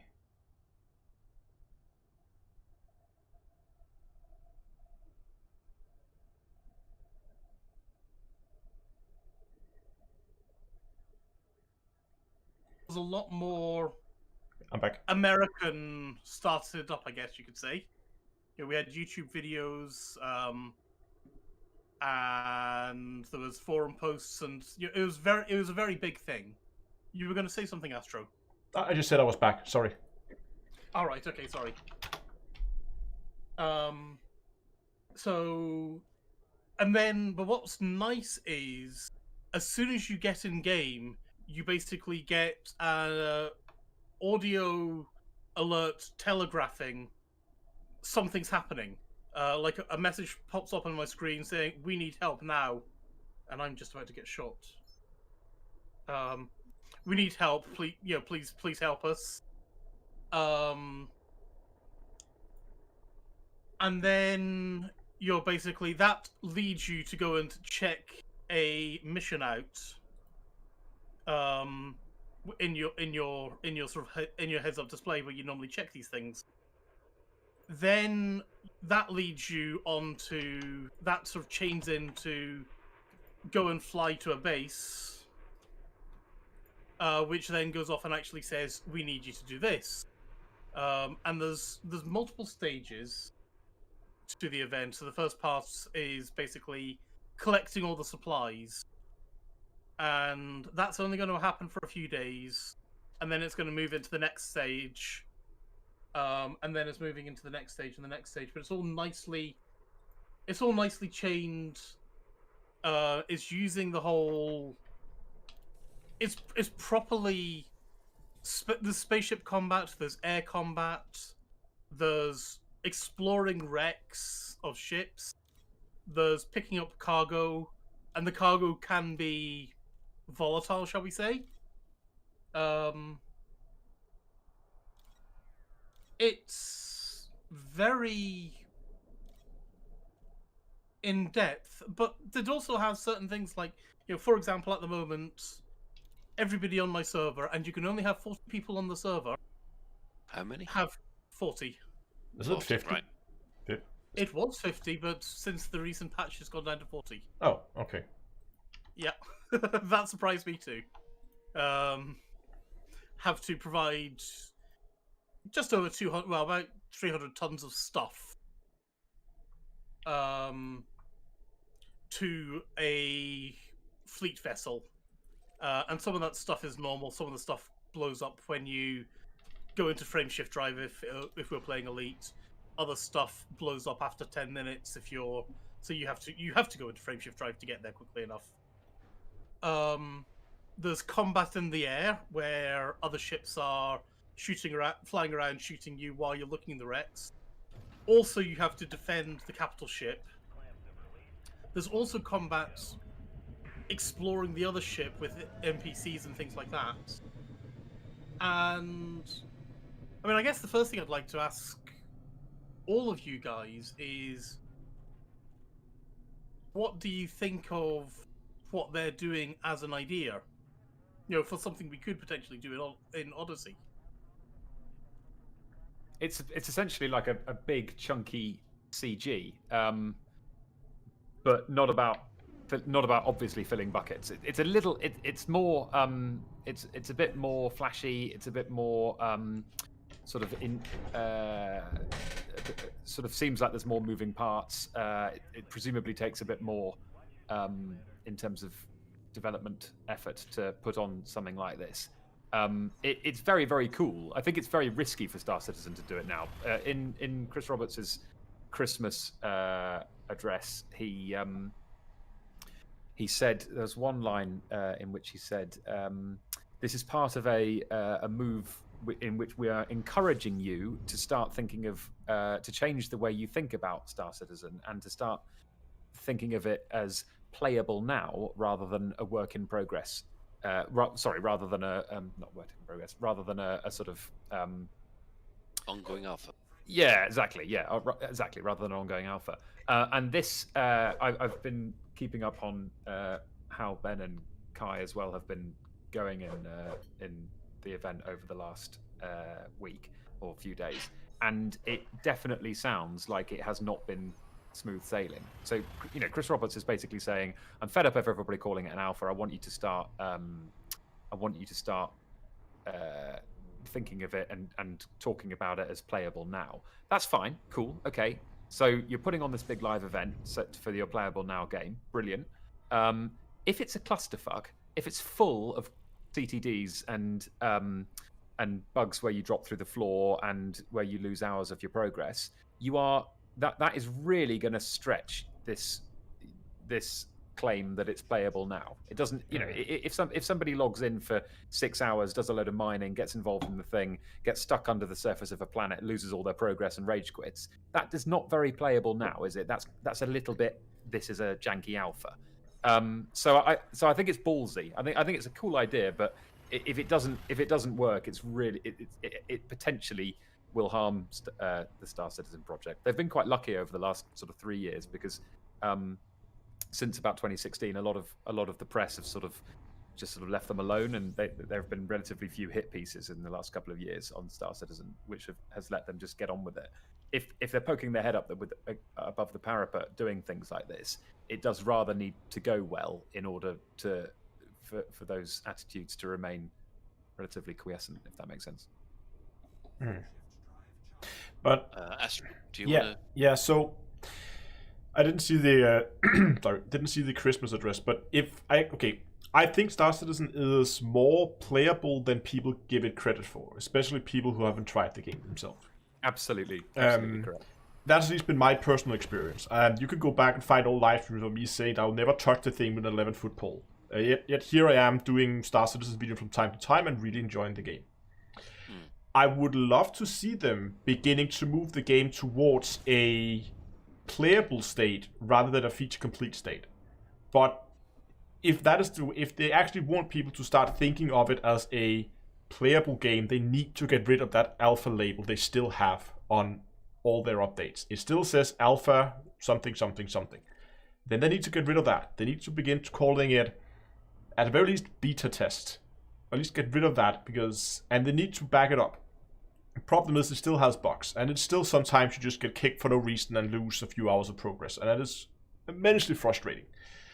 So I think if they want to go in that direction, what they should do is they should focus on getting the stuff that is there working and being stable, rather than what they've been doing so far, which is getting the game feature complete. So they have a lot of stuff in the game, but not all of it is necessarily working super well or super balanced yet. But what they've said is they'll do a balancing pass up. Even now, even still, getting in lifts is janky. Getting in trains is even scarier. Opening doors is hairy enough. Getting out of bed can kill you. Yeah, but that's true in real life, I suppose. If it were that frequent in real life, I would stay in my bed all the time. Oh god, yeah. The game is incredibly bug-ridden, and I don't think anyone on the show, anyone who's played the game, is going to say otherwise. And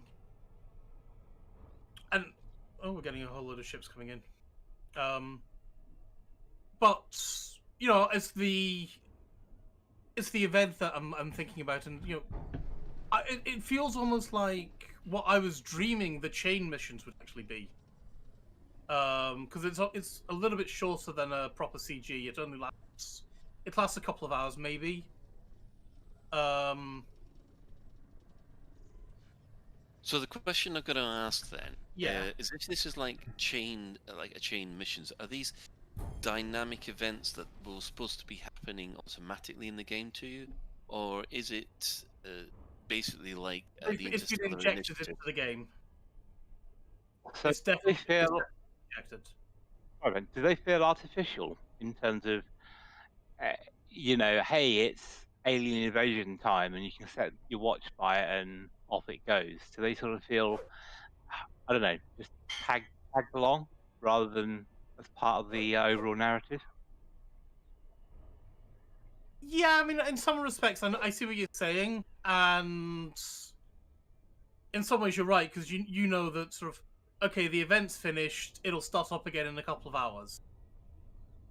But I think that's also kind of fair enough, because it would suck if, okay, well, this part of the event's done, and if you weren't playing between 10 o'clock and 11 o'clock, it sucks to be you. Oh, And that's, yeah? it wasn't criticism because No. I'm sure people are thirsty so they can do the drink, but in Guild Wars 2, there are world bosses which can sort of take up to 150 people to take down Yeah. and kill. And they operate on a 4 to 6 hour rotation. So, what's the time? Oh, it's Tequatl time. And, they happen at set times. But because they need so many players, you need them at set times. Otherwise, you'd never get enough players to do the event. Yeah. If you see what I mean. But It's not like that, I'd say. Don't they have like Yeah, a large capital ship size thing at the end? Without spoiling. Yes, there is. Yeah, okay. So at the moment, I think that they're suspecting if you played the alpha, if you played the alpha for the alpha, then you know what all the different phases are. And that's one thing I'll give them credit for, actually, that they spoiled their event in inverted commas by testing their event so that everyone could find out what was going to happen. And has the alien menace, has that been It's foretold not in lore, or are they so- suddenly came from nowhere? So as Kai's rightly saying, it's not technically. I don't quite understand the whole lore of the Elite universe. Xenothreat isn't an anti-Xeno thing. It's fighting against an anti-Xeno terrorist who's pissed off at the local authorities for accepting alien citizens. Xeno in this context is about human immigrants as opposed to aliens, I believe. Or is it about the other sentient races? I don't actually I know. thought it was about other sentient races, but I'm basing that purely off their armor, as I don't know enough about the lore of the game to know that well enough. Kai probably knows, actually. So this mission chain that you're referring Yeah. to, these missions, is it kind of like a small little mission pack, say a 3 or 4, say like a small DLC? It's hard to describe, I guess. I mean, it's not like DLC for Wing Commander. It's as I said, you get a message saying come here. Oh, I'm just getting a message saying we're about to get a carrier come in and attack us. What, in Star Citizen? Yeah. Their timing could be better. So I like the fact that chaining into where we are, and that telegraphing message leads to a mission. The mission points to a ship that says "Fly here," and then once you get there, then you actually get told exactly what needs to be done right now. And then while that's all going on, there's a few other branches, I guess you could say, that are also happening. So while you're essentially filling up the buckets, you have to defend your capital ship as well. Right. And that's, and you have to fight other fighters, and you have to fight NPCs on wrecks and things like that. And potentially you have to deal with other humans being, coming in and pirating you. Okay. On Saturday the other day, there was a whole load of human commanders who were basically fighting the people who were trying to defend the capital ship. Right.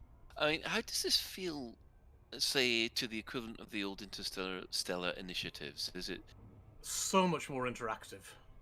Right. So much more interactive. I mean, yes, I'm actually getting messages on. Yeah, it's like the I bring friends. Yes. Yeah, it's like the I Bring Friends video. I'm getting those alerts coming up on screen just now saying, get the hell to our ship just now. They're getting really quite uppity that I haven't joined them. So yeah. yeah, it definitely feels much more like the almost like the I Bring Friends video. Right. But this is still a hand-coded event. I think it's incredibly hand coded. Yes. Oh yeah, absolutely. Yeah. Yeah. So basically, it's not like this is triggered in some kind of like the chain missions in Elite. I see. I'm just trying to find if there is an equivalent in Elite, or whether or not this is it a kind of a quest that you could do in old MMOs, so everybody can run this same mission again, this same event again and again. It's almost like a group quest, I guess. You all basically get the same thing, don't you? I guess the best way to describe it, if you wanted to do an Elite equivalent, would be a chain of mini community goals that instead of running over a week, it's like a community goal that runs over an hour, and then there are like multiple stages in it. So you like complete stage 1, then you have to go and do something else for stage 2 and something else for stage 3, kind of. Right. Okay. That kind of makes sense. Because there's the closest. We don't really have an equivalent in Elite, but it's the closest way I think it can be described. Yeah, but the thing that I'm asking for is it like in other MMOs like Guild Wars? No, I don't know whether they had these things in Guild Wars 2. But you're given a quest by a quest giver, which is basically a mission, which you go to point A, point B, do stuff to each bits, and you get interrupts. It doesn't work like that in Guild Wars 2. There are no quest givers. You're out in the world, you're exploring stuff, you see stuff happen. I don't know, like a settlement being attacked by monsters, and you suddenly pile in and start defending the settlement very dynamically. So there isn't anyone that says, "Oh, these monsters are attacking our house. Please go and kill 10 of them and come back when you're done." That doesn't exist in Guild Wars 2. You're out and about, you're exploring, you're doing stuff. You see stuff happen, then you decide whether to intervene or not. And if you manage to succeed, so say for example, there's a quest, there's an event where monsters are attacking a bridge. If you fail to defend the bridge, then they'll blow this bridge up, and for the next period of time, you'll have to go the long way around until you do another event to repair the bridge. Right. Well, that's not what I was kind of asking. I was asking, the comparisons between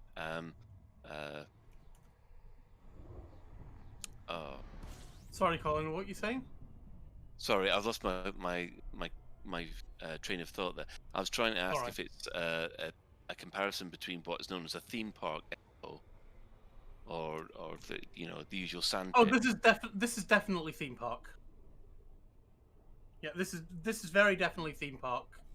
And it's like, I saw something on the Frontier 4 the other day asking for almost like a games master to be done for Elite Dangerous. A what? Sorry. A games master for Elite Dangerous. So somebody whose job it is to create like the Halloween event. Ah. Okay. Yeah. So they could potentially even reach in and take over NPC character ships and things like that. They might have the tools to give them the tools to display the story in game, I guess is the best way I could describe it. So, allow them to dynamically create a mission, or allow them to, how when the Thargoids came, Frontier sent out an alert saying, oh my god, the Thargoids are coming. Something like, they sent out, but it was a system alert, and they just used their system broadcast tool to do that. Actually, it was Ed Ed, Lewis. wasn't it? Yeah, I was flying wing with him, and what you did was that they unveiled the Thargoids, and then he sent out a message alert system wide at the time. Yeah, exactly. The disadvantage about having a GM is it's great for a single one-off event, which if you miss it, you miss it. But for an ongoing campaign over several days, Hmm. you tend to want to be able to automate it, and Yeah. then you run into the risk of, well, it's monster o'clock, and you join in. So Yeah, and that's why this is done every couple of hours essentially. Right. Well, it all depends. It's sandbox. That's what I was getting stuck on because I couldn't remember the word sandbox. For goodness sake. CMO. I was going. Oh. Anyway. So the thing about this kind of thing is, didn't Dave and Braben say that he wanted to avoid this kind of theme park idea within Elite Dangerous? Yeah, isn't that what Yeah. scenarios are? they are a bit. Yeah, they are a bit like that. Elite structure is weird because the fact that the state of the server changes from week to week according to what levels have been reached by players at different filling buckets. Basically, it gives it sandbox elements, but the structure of Elite is still a theme park MMO. I think Star Citizen, when they get iCache and server meshing, it will be a true sandbox. But until then, it's until they get those two things, it will definitely be a straightforward theme park MMO. Yeah, I think. Oh, go on, Astra. No, I just agreed. Ah, So right. I think the only MMO I have ever seen which have managed to do these live events of developers taking over as games masters for a while was on the Matrix Online, and I must admit it was absolutely fantastic when these events happen. But as Shan has pointed out, if you missed it and you couldn't get online at that time, it was it was gutting that you missed it, and you do have that feeling of missing out. Shan. Yes, I was about to say there's been instances in other games that I've been in where developers have directly taken over the event like a games master, but they've usually been celebratory, like the end of the beta test phase and things like that. I mean, the other example I think, which wasn't really dev run, was the Salome event, but that got criticism because it was a kind of issue you didn't manage to get in the instance. It was just people jumping around trying to find the instance. So you have to be very careful when you design your events that you don't fall foul of the game architecture. Because one of the things about I think about Elite, which would prevent you doing the sort of event that we've talked about in Star Citizen, is because it uses instancing, and it would be very difficult. You spend forever trying to get into the instance where the games master was to do anything. Okay. Right. Well, at the moment, we'll. I mean, it sounds interesting what they're doing over in Star Citizen, but we're going to have to leave it just for the moment. We're getting the time again. One final thing that I did want to touch on, Astro, you did a video not so long ago about the fact that you compared the dev diaries from Star Citizen and Elite. I Yeah. mean, do you want to just explain that a little bit? yeah, so it was mentioned in Hello Dave. There was the developers in Star Citizen has an equivalent to the dev diaries in Elite. They call them Inside Star Citizen, but they are essentially trying to do the same thing. They're trying to give the players and the community an insight into what is going on with some future content. And this specific one was about some of the new planet tech they're doing in Star Citizen. And I just thought there was such a sharp contrast for me between the way that it was done for Star Citizen and the way it was done for Elite. Because if we look at the dev diaries, we see we now seen a few seconds of gameplay, but most of it is we might see some renders of like design for different weapons. I mean, other than that, it is a member from Frontier, or an employee from Frontier, sitting clearly in the studio in front of a green screen, and it all feels very scripted. They're very pretty and they're very well produced, but it's very scripted. Whereas if you look at the Inside Star Citizen video, it was a developer with his headset with a boom mic that sounded like boom mics does, and a webcam that was not bought this year. But what we did see was he was sitting there with the developer interface, and he was saying, so here we have a planet, and I'm now going to make a river. So I'm going to go, I want the river to go from A to B, and then he showed how their new tech could go and say, okay, so it calculates this, that, and now look, I can add trees here, I can do this and that, and I can make a crater here and a little hill and a happy little tree on top or something like that. Bob Ross reference for you. But not just that sharp contrast of what we see in Elite seems to be something that has pretty much been storyboarded from the get-go, to where you basically just say, hey, you have 15 minutes, just go, explain this thing in 15 minutes. And I think that's a very interesting way to look at two different approaches of going at it. I much prefer what they do with the Inside Star Citizen video to the Dev Diaries. The Dev Diaries would be good if they were teaser trailers, because that's what they are. In my mind, I don't think they're Dev Diaries. A Dev Diaries should be much more in-depth into the nitty-gritty details, like the questions they answer every Friday.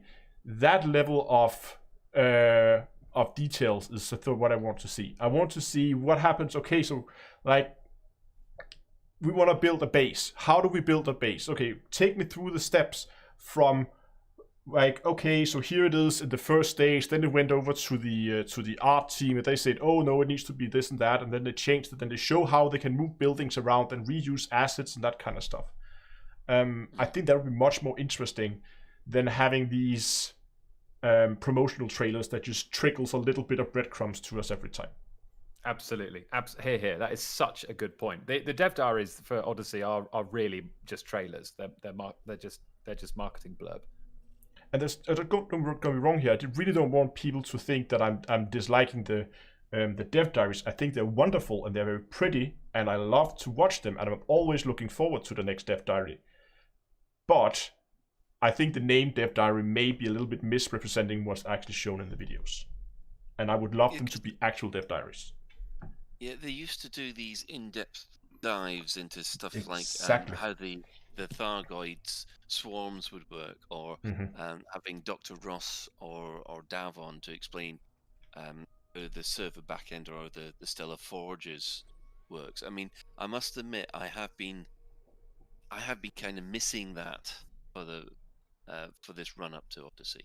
Is that the kind of thing that you need, that you feel you got that itch that needs to be scratched? Exactly. When I heard they were going to reintroduce the Dev Diary, I thought that was it. I thought that was what they're going to do, and I thought this is wonderful. And I was expecting them to post 20-minute, half-an-hour videos where they would go into details with one topic. And I don't mind that it's not a finished product.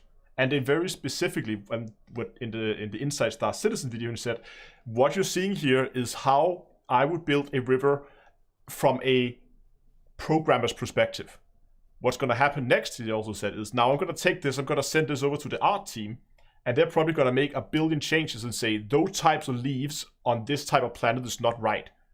And you sit as a programmer and go, okay. But then we change it to another types of leaves on that type of plant. And so it doesn't have to be finished to show it. That's my point.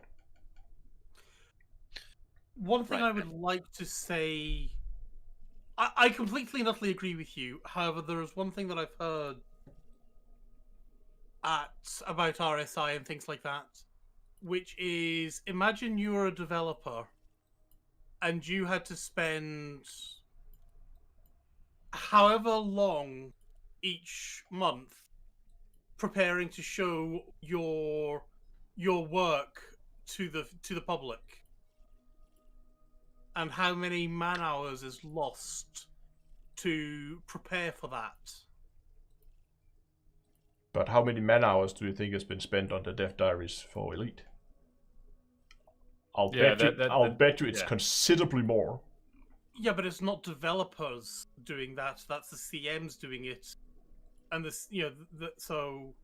Whereas it feels like this would be the equivalent of of Dom or Kay or somebody like that spending a good day, probably a good couple of days, working on a presentation and not working on planetary generation. But that highlights my point exactly as you just said. It's not the developers. So why is it called a dev diary? Yeah. Yeah, I totally agree. I would just say about the Star Citizen ones, they yes, they eat into development time, but it absolutely is that they should do them and they should keep doing them. And they should do more of them because it's a work in progress crowdfunded game, and it is the chalice that they've chosen to sip from. It's with the amount of money that they expect people to give them for a game which is still a work in progress. Expecting devs to give up a couple of hours on a Friday to make a bit of a video is the very least that CIG can afford to do, I think. Okay, well, I think we're going to have to leave it there because, afraid to say, we have run out of time. And I'm going to have to start to move on to other things quickly. So, in the community news this week, well, our community corner says that gold sellers have arrived in Elite Dangerous. We have people offering offering to give people 1 billion credits for $75. Yeah, okay. That's Who wants to quickly run? That's steep. It is quite steep. Buy the game several times over for that. Well, I was just thinking how much money I could earn by selling off my account. I thought it was quite low. Like a billion took me. If the most you can earn in the game is 100 million an hour, which I'm a bit out of date. I haven't looked into that kind of thing recently, but I'm pretty sure that's a reasonable estimate. That's 10 hours work for 75 quid. That struck me as. Although to be fair, I mean, yes, it's against the dealer and stuff like that, but if you want to sell credits, then you can quite easily do it without, behind the scenes. You don't need to sell it on eBay. There are other ways of doing it, of gold selling. But so the account in question, remind me of the stats, because was it like triple elite with all the ships unlocked and No, it's literally just gold. It's just gold. Basically, you turn up at his fleet carrier, he'll give you 200 tons that would be worth 1 billion credits, and off you fly. No, they don't even do it like trading back and forth, so they don't have to. Yeah. That just seemed a lot easier just to like trade the same item back and forth. But yeah, kind of inevitable with fleet carriers because everyone said it when they were introduced. Oh, it's going to introduce gold selling. So yeah. my point is why has it taken them so long? I must admit, I was thinking that as well. I think it's because Elite Dangerous has now got a little bit more popular than it used to be. But so moving on from that, the Anti-Xeno initiative, the Eye of Odyssey event, has now finished. So the Anti-Xeno initiative would like to thank everybody who's taken part, and congratulations on the winners who had to race around, shoot some Thargoids, and get back to base. Effectively, the winner was Commander Erroneous Storm Rage and a Crate Phantom, who managed to do the tasks in 8 minutes and 3 seconds. Second place went to Commander Audrian and a Crate Mark II. He did it in 8 minutes 19 seconds. And the third place was to Commander Hyper Recursive in a Challenger, who did it in 8 minutes 33 seconds. If you look at the task list, it was scary, to be honest, because basically it was not only taking a sample of a Thargoid, it was also taking one out. So, yes. And collecting it's a metalloy, right? Yeah. Yeah. So, effectively, it was. It was. I mean, we did ask Mal and Psychic whether they're going to take part in it, and they were said no. It'd take us at least half an hour, so we wouldn't even get our names on the board. And yeah, 8 minutes. It's impressive. So as you've heard, we've had Down to Earth Astronomy has been with us all this episode. Thank you. So we've just like to give you the opportunity to explain basically what your broadcasts on YouTube and Twitch are about. So I post my main focus is videos that I post on YouTube, and it will be It will be a variety of guides, tutorials, or just flying around in Elite, sometimes Star Citizens, having fun. And my live streams also varies a lot. Depends whatever project I'm working on. Could be a ship build. It could be some exploration streams, going out and just explore the black, those kind of things. Which is live streamed every Tuesday. About the same time as us. But About the same time as you. Yeah, we're not holding that against you. Aren't we? No, we're being... I thought you said you were supposed to be nice, Shan. I am being nice. So, yeah, well, thanks for joining us this week, and obviously we will put any links in our show notes for any who'd like to catch up with the point. Great. So, moving on to any other business. So, this one caught my eye, and I just wanted quick 2 seconds from everybody what they thought to this. A lot of ex-BioWare devs have been talking to thegamer.com, and what they've said, one of the things they would love to do is Elite Dangerous, but set in the Mass Effect universe. What do you guys think of that? Oh. I think it's brilliant. I love the Mass Effect universe, and I mean, imagine being able to play Mass Effect, but with a full galaxy at our disposal. I would still do, have us doing FTL travel using the beacons and things like that. Mm-hmm. And I'd also obviously, let me fully explore the Citadel and everywhere else. Are they talking about a multiplayer Yeah, yes, game or? Let's Mm. do. I mean, I guess that's what genre we talk about, because Mass Effect in an MMO based on Elite would be very cool. Mass Effect using Elite dangerous resources as it is in Elite, which isn't really an MMO, would be less interesting to me. Do you see No, what I mean? I think Yeah. what they were wanting an open world type game like Elite Dangerous, but in the Mass Effect universe.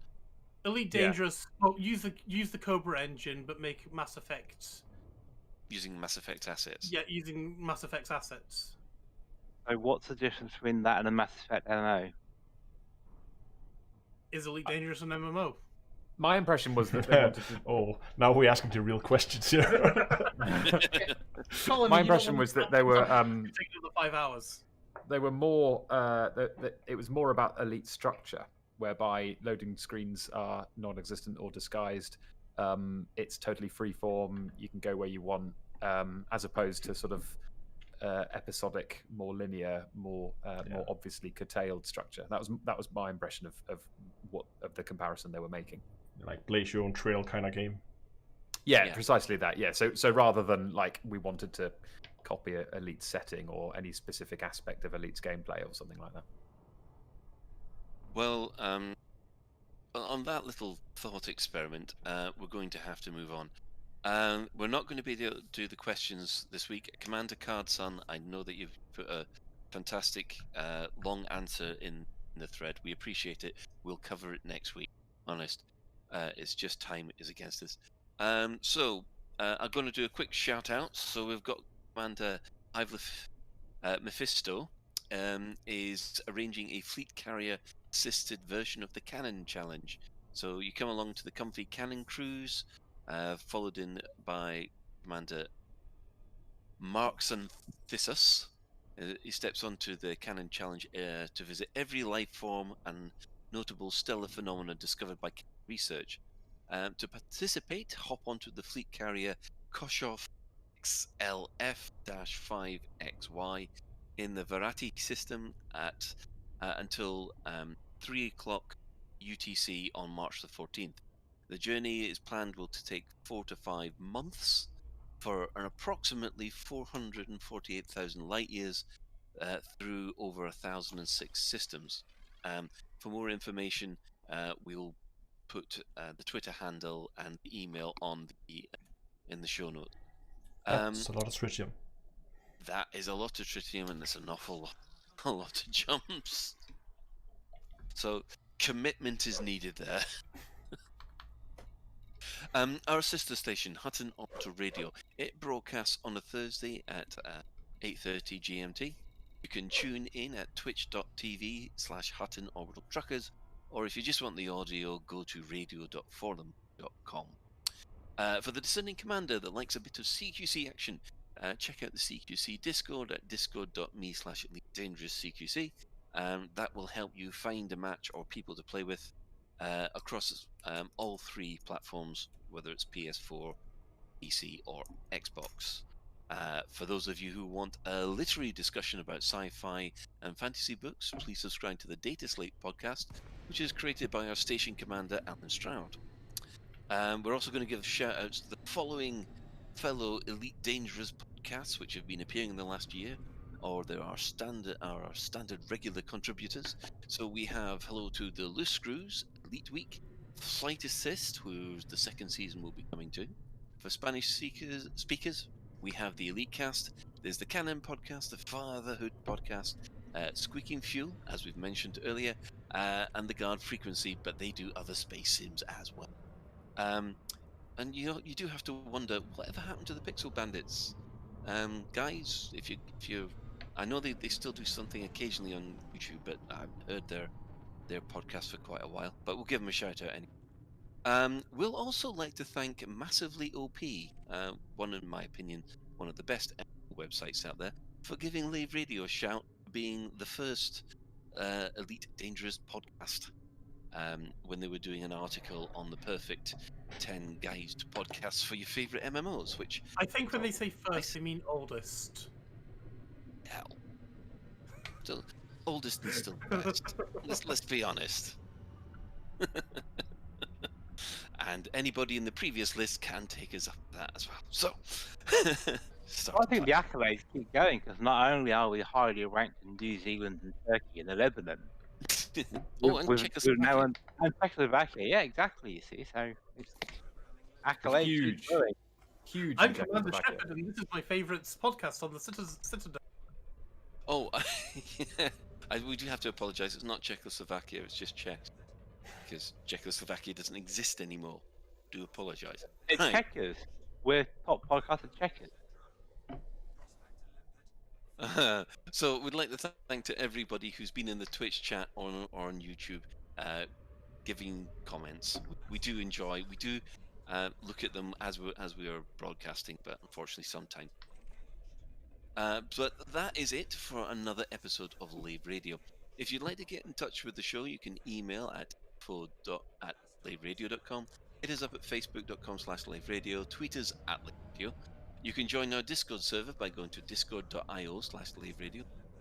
You can have a TeamSpeak server where commanders come to hang out and chat, which you can find at teamspeak.laveradio.com. Do get in touch if you have any questions or if there's anything you'd like us to discuss in the episode. Lave Radio is recorded live on a Tuesday at 30 GMT and streamed out live at .com. So thanks to Ben, thanks to Shan, thanks to Souverine, and special thanks, of course, to Down to Earth Astronomy for joining us this week. And we have to give our special thanks to our tech specialist, that's the Chris Mark IV Eternal. Until next time, commanders, fly safe. And if you can't do that, fly dangerous.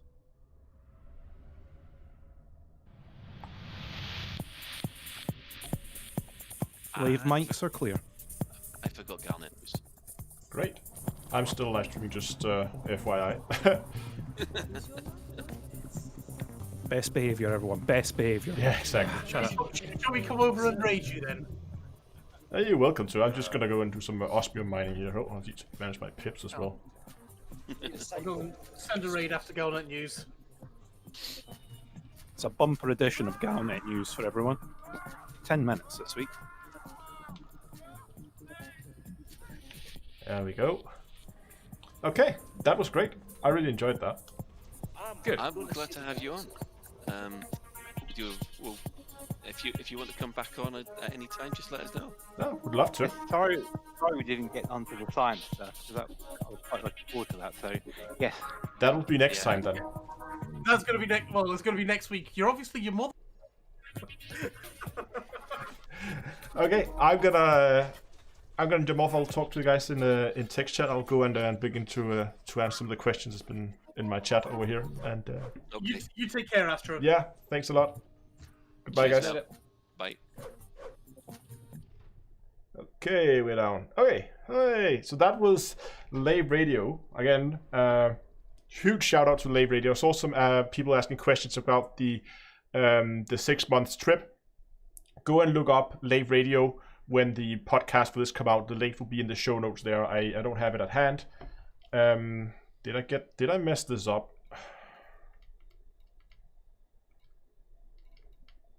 Did I not remove that? Nope, I didn't. Great.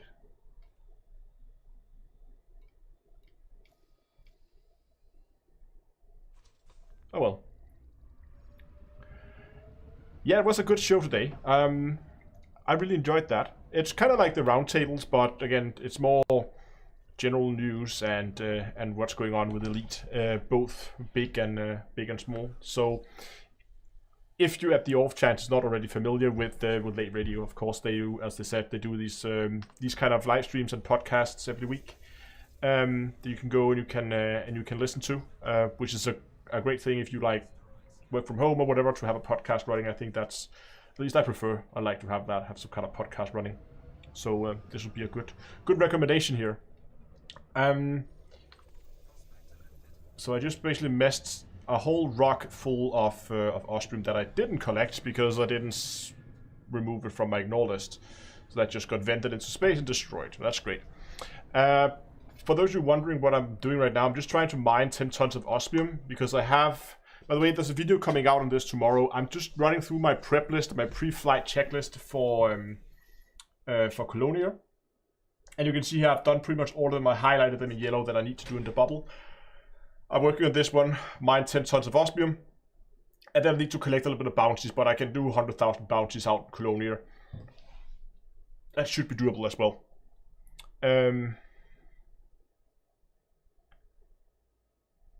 Quick ad break. Yes, we can, Dongalore. Where did we find osmium? No, we didn't. So while I'm looking for an asteroid, I know this was a different live stream. I know I didn't have some time to talk to you guys, but I still hope that you did enjoy the live stream. And if you did, again, I would really love if you would go down and give it a like. The live stream's not over by any stretch of the imagination. I still need to go and finish up my mining and that kind of stuff.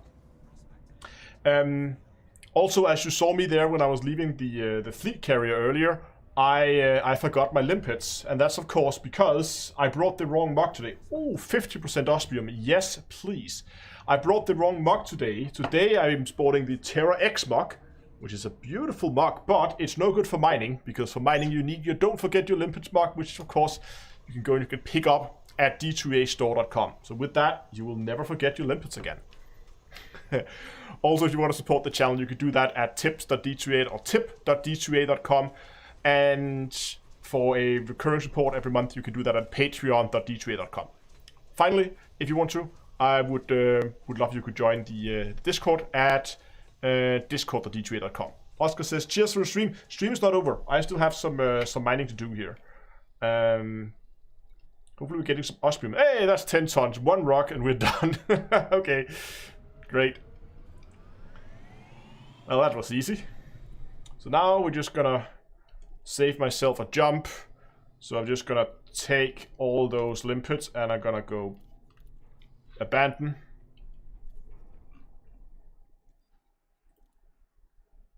Oh, still, I could make it in one jump with an empty cargo hold. Is that because my cargo is not empty yet? But with just 17 tons, yeah, poor limpets, limpet murder. You could heal the limpet self-desolating now. Why won't this ship boost?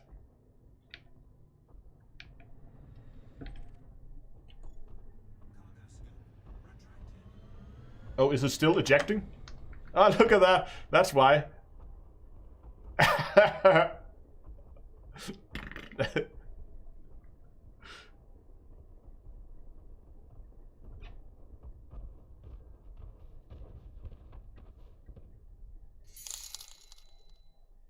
Greetings from CMDR Matroco7. Awesome streams. Thank you, Matt Rock, for the for the donation.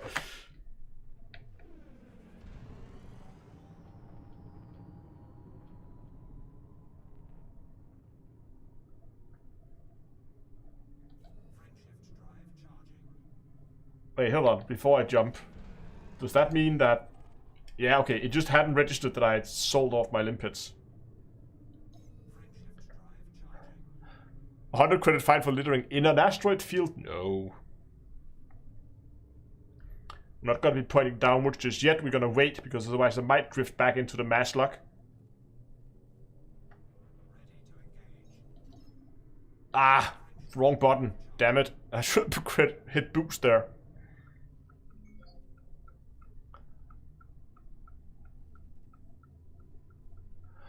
Has the cutter its pilot seat in the middle? Yes. No.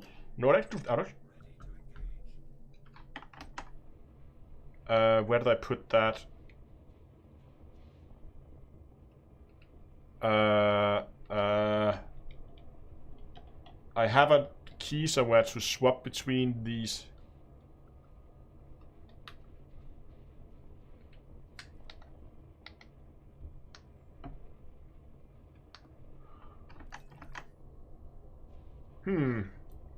Where did I bind that to? Swapping cameras.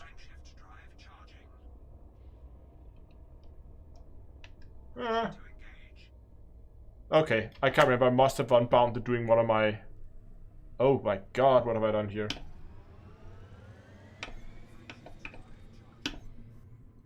Let's just jump.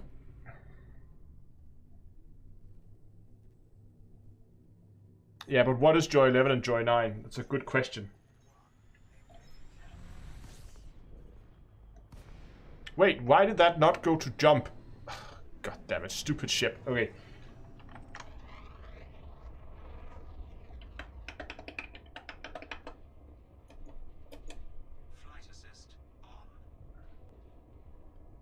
Oh. Not sure exactly where that is.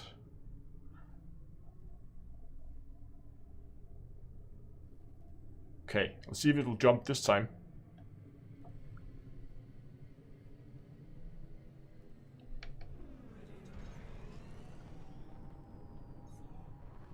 There we go. Much better.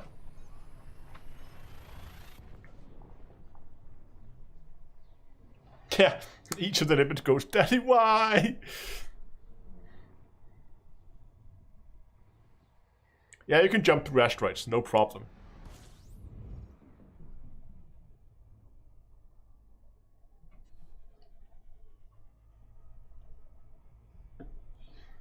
I still want to figure out where I put that key, or that those bindings. So ship, it does say Joy 11, Joy 9 down there. 1, 2.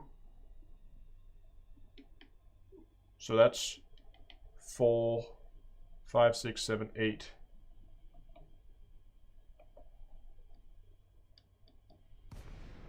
Yeah, okay, that dropped me out because I hit that key.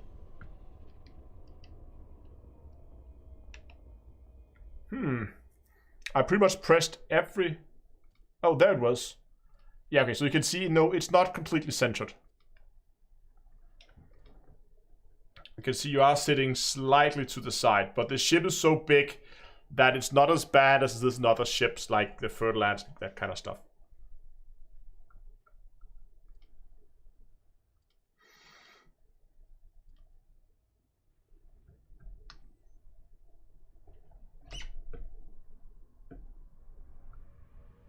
That's a nice view, isn't it?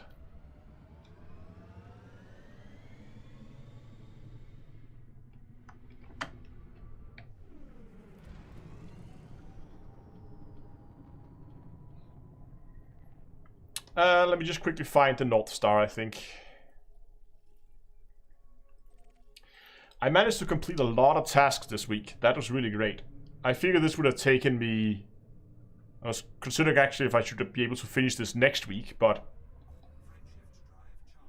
it was done a lot quicker than I thought it would be.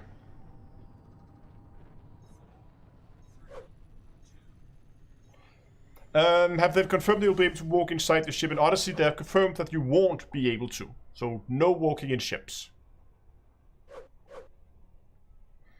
Do I fly with people on the Discord? Sometimes. I'm actually planning, we're gonna have a community event on the Discord. Whoops, pay attention to my flying here.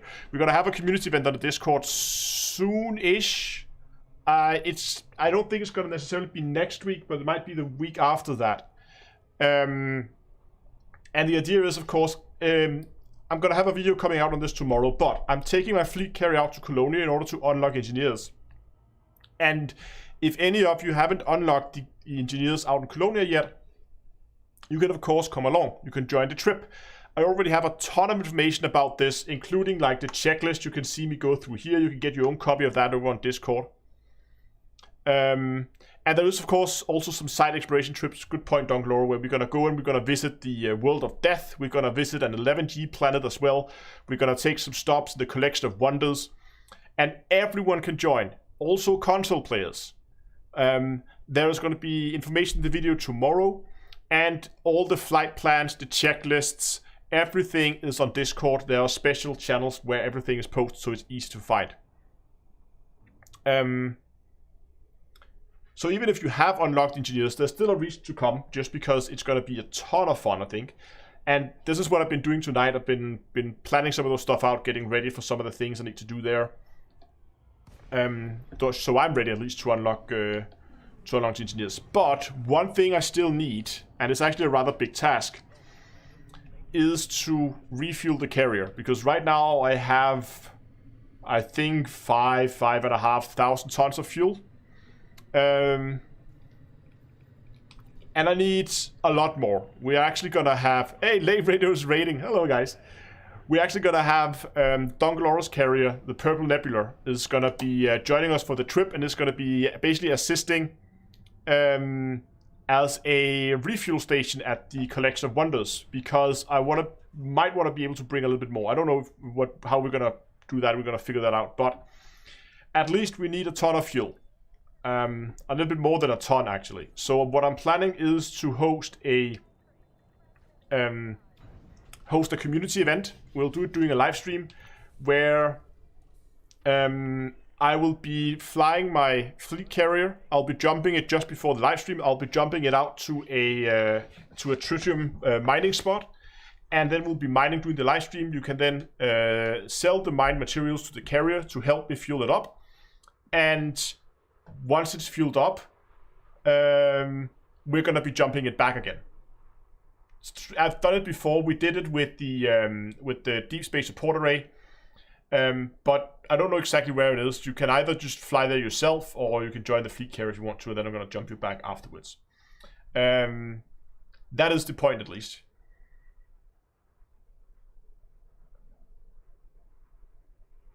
The code of conduct story about the mining was all made up. Really? Okay.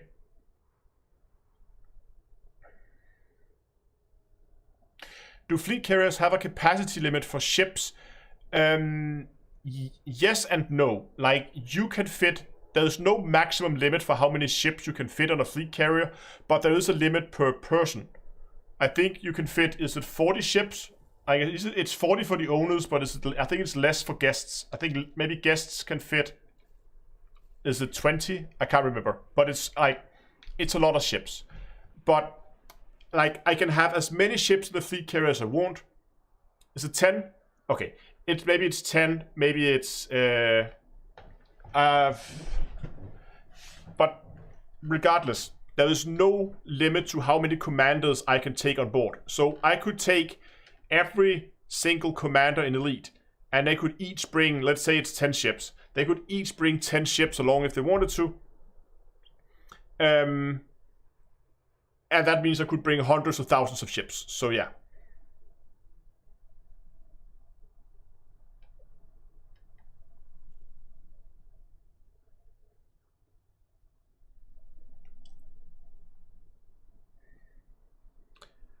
How much tritium is required? I think the estimate right now is I'm gonna need in the vicinity of 20,000 tons of fuel. But it's a little bit more than I actually need for the full trip. But it's because I'm also going to take these small excursions out to the Planet of Death and that kind of stuff. So I've done a conservative estimate on how much fuel I need, because I didn't want to run out halfway. So yeah, exactly, a little more because of the side trip. So I think the total trip was around 20. We can actually see it here. I have the lists here, carrier trip. So I have them here. I have the flight plans, but I need to assume a full carrier, because if I'm gonna fuel it up completely, this was with how much ever I had in the right now. So just recalculate that. So we can see here, this is the trip from LP to the Collection of Wonders. That's the day 1.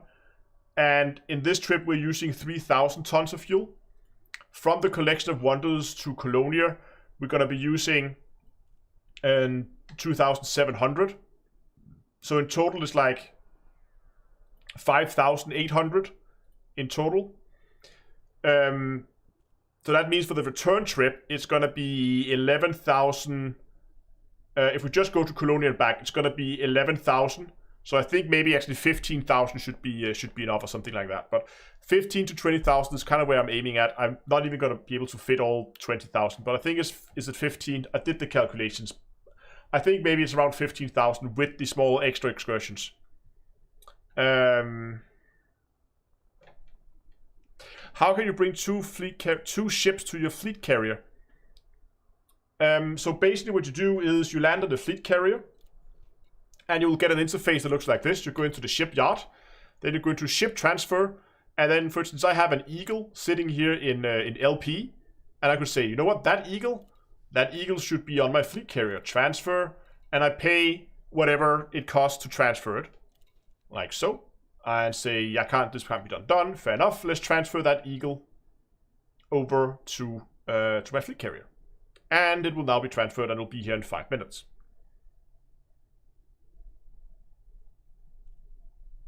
And you can do this on any station, by the way. And if you want to get the ships off the fleet carrier, you do the same process. You dock at the station you want them at, and you do the ship transfer. It takes a bit of time, it costs a bit of credits. And remember that the further away you are from the fleet carrier, the more expensive it's going to be.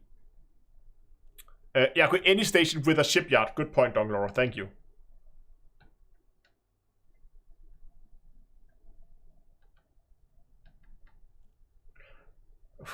Yeah, just fill it up. Yes, the exploration courier is finished as well, and the video will be out. Either depends on how much time I'm gonna have at the end of the week, but either it's gonna be out Saturday or it's gonna be out Wednesday next week. But the video is done, and it is finished, and it is awesome. We can take it out for a spin. I love flying that thing, by the way. I'm just gonna store my osmium here, and the 7 tons of painite that I just randomly collected.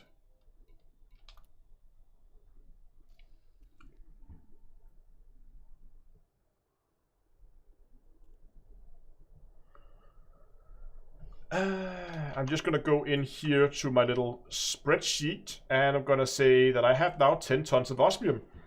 That actually means that the only task I haven't done that I need to do is collect some bounty vouchers. And maybe if we're lucky, I might actually already have some of it.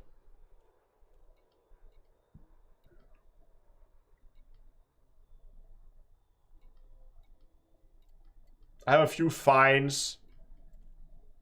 And I've clearly killed some Thargoids, so I haven't handed in that kind of stuff. So I need to go and kill, but again, 100,000 in bounty vouchers is very easy. Yeah, you can just collect it on that beacon in Colonia. That should be easy enough to do. So I might do that. You can see I put an X here that it can be done in Colonia as well. So I might do it out there instead. It depends. I don't want to do it now because it's still a couple of weeks until I leave. And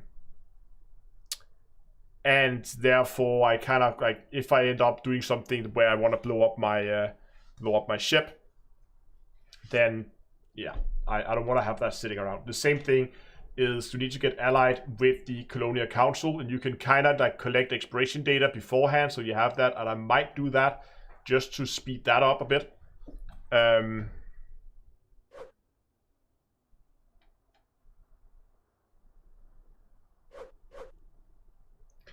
if you jumped the same distance and scooped...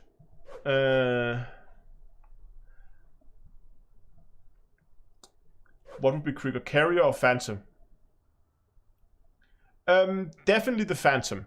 Like, it's especially if you use neutron jumping, it is way faster to go and jump it manually in a good jump range ship than it is to do it in a fleet carrier.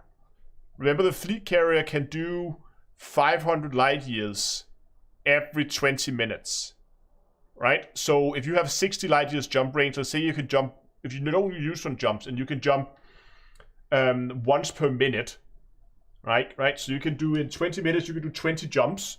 So that means at the same time, you're going to cover 1,200 light years, and the fleet carrier will have covered 500. So fleet carriers are slower. But the benefit of having a fleet carrier around, of course, is I carry 15 ships with me, for instance, and I carry 25 tons of cargo with me at the same time. You can see I have all kinds of stuff stored up in here, including the Ostrium, including the procrastinator cells that I need, all the occupied escape pods are there, all that. It's like a mobile station, basically. So you can get there very quickly.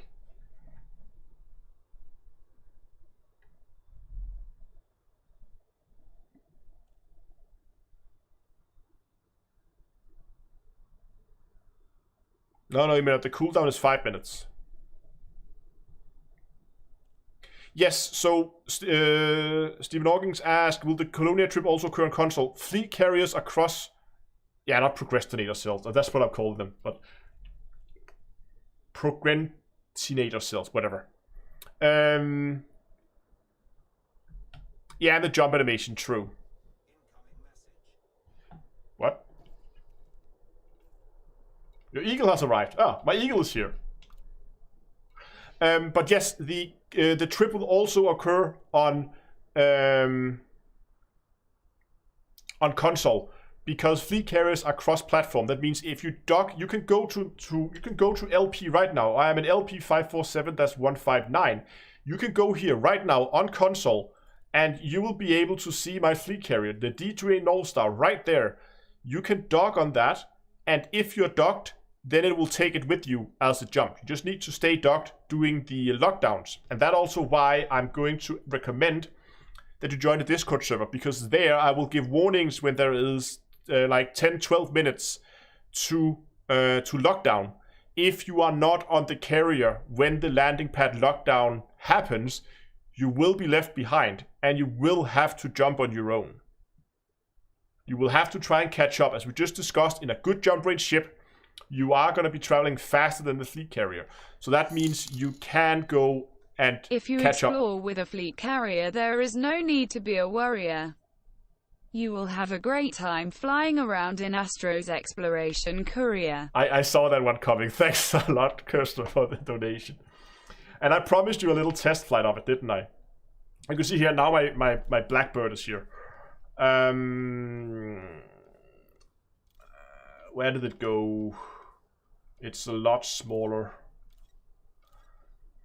There we go, the one-way trip. Yes, bring a fuel scoop. Whatever ship you use, bring a fuel scoop so you can catch up.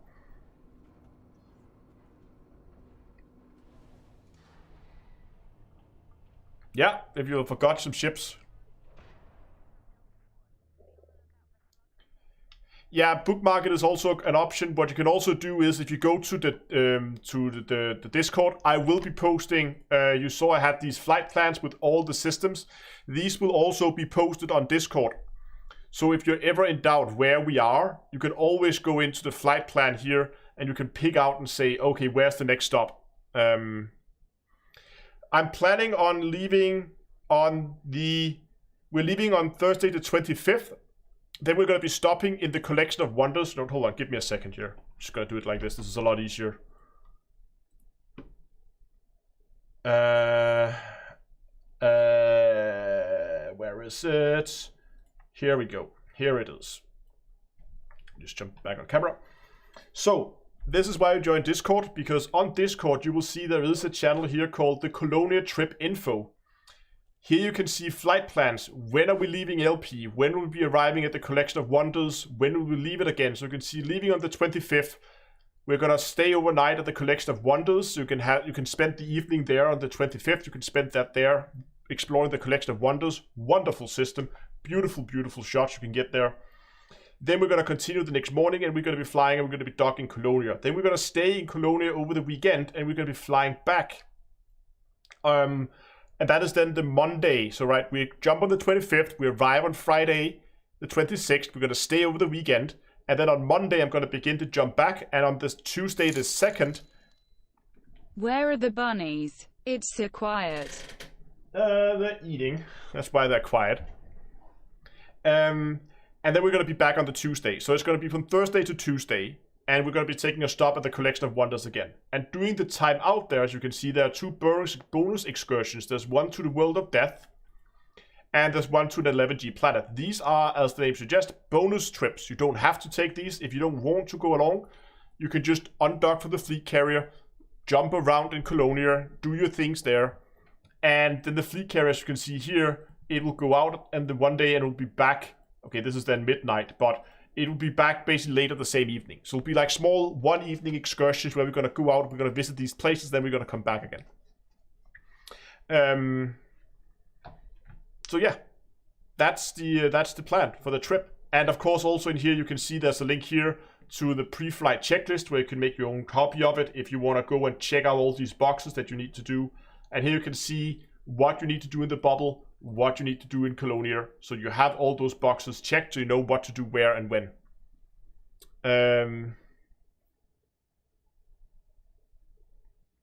Yeah, Dongle, there's going to be a video out tomorrow explaining all this as well. And you can also see here, I also have recommendations for what blueprints to pin while you're out there. And if you want notifications, so you want pings when new information is posted and that kind of stuff, you can sign up for it using this command here that says just !rank Colonia trip. Go down to bot spam and post that there. Very simple. And these flight plans here, I will also be posting these on, I'll probably be updating the post here with the flight plan so we can see those up there and you have all that available.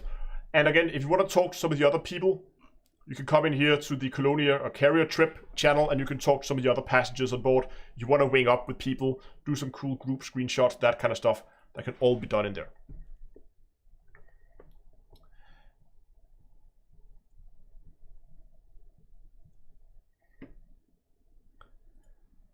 But that is all going to be in a few weeks and I'm just prepping my carrier. For now, we're going to take out the one-way trip and I'm going to show you. So this is my exploration courier build.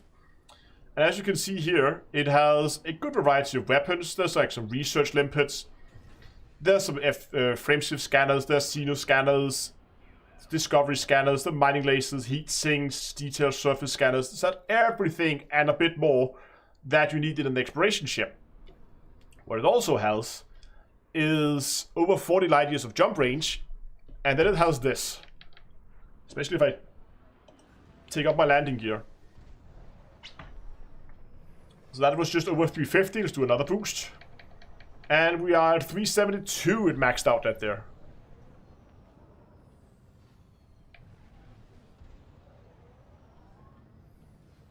If you can't find the Discord server, just go to discord.d2a.com. Or what you can also do is just to go down here to the little like join server. You're gonna click join server and you just write D2EA, click join, and it will send you straight into our into the server as well. Very, very easy.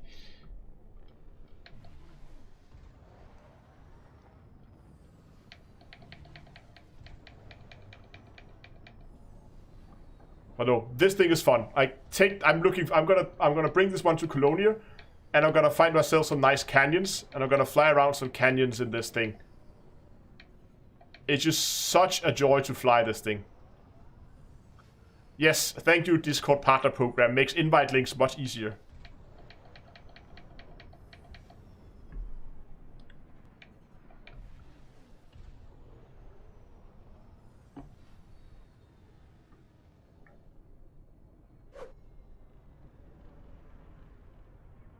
You want to see something cool? Let me show you something cool here.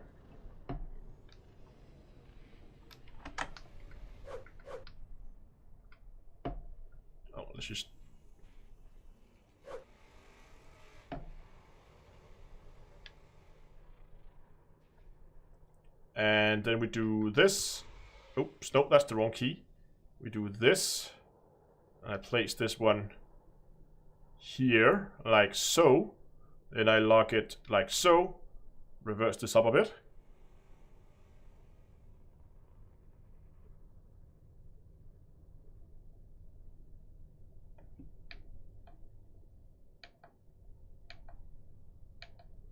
And here it comes. No.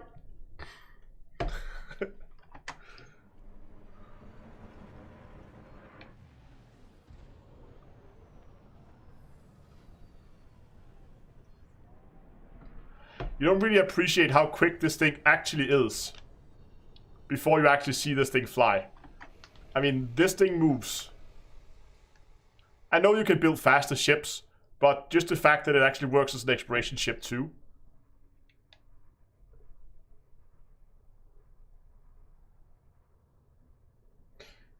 I think we can. We're just gonna do another shot here. You're gonna basically see me recreate all the oops. All the B-roll for the video.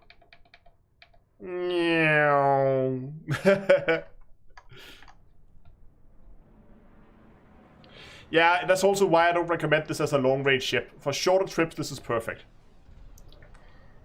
But again, build video for this is coming out here in the next week or so. So do stay tuned to the channel. Go down and hit the subscribe button if you have already. So you can get yourself a full build guide, build links, everything for this. It's gonna come out in a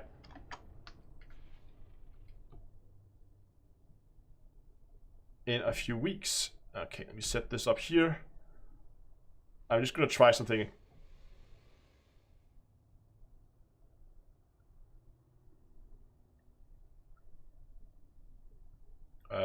How do I do this? Here we go, like this.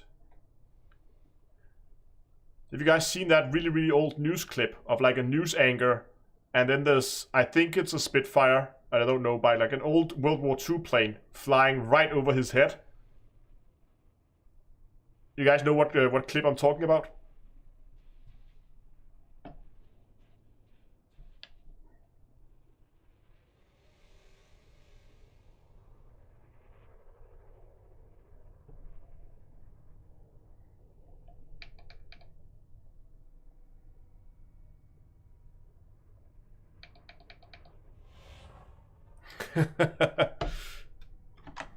Yes, the courier build is going to be out in a build video in later this week. There's going to be a full build guide on why I fitted the modules, why I've engineered it the way they are, all that stuff. Just stay tuned and it will be there in either later this week or early next week.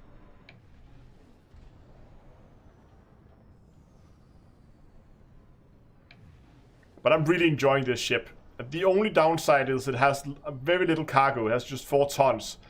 I was considered taking it down to collecting the occupied escape pods today, but I needed 9 tons of them, and I only had 4 tons in this one, so I didn't want to go back and forth that many times.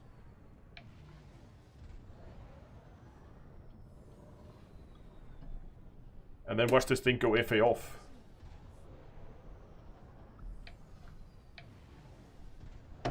And flip.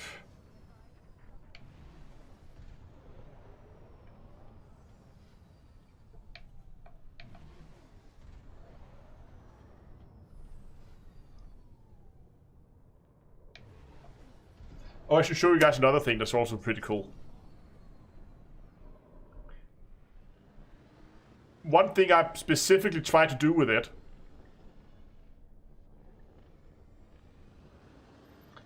is to make sure that if you take this into a canyon and you go more speed and you fly it and you're having fun in a canyon and you don't see it and there's a canyon wall and you smash into the canyon, the shields are strong enough to take a direct impact at full boost speed if you put 4 pips over. Let's just try with 2 pips to shields.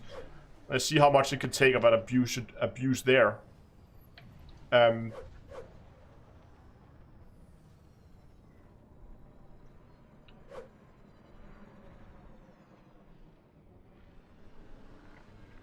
Yeah, fleet carrier captain, what the hell was that?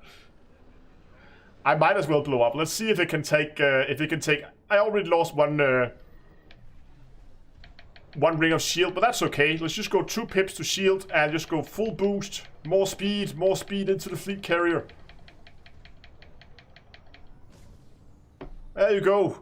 Even with about half a ring down, the shield still survives.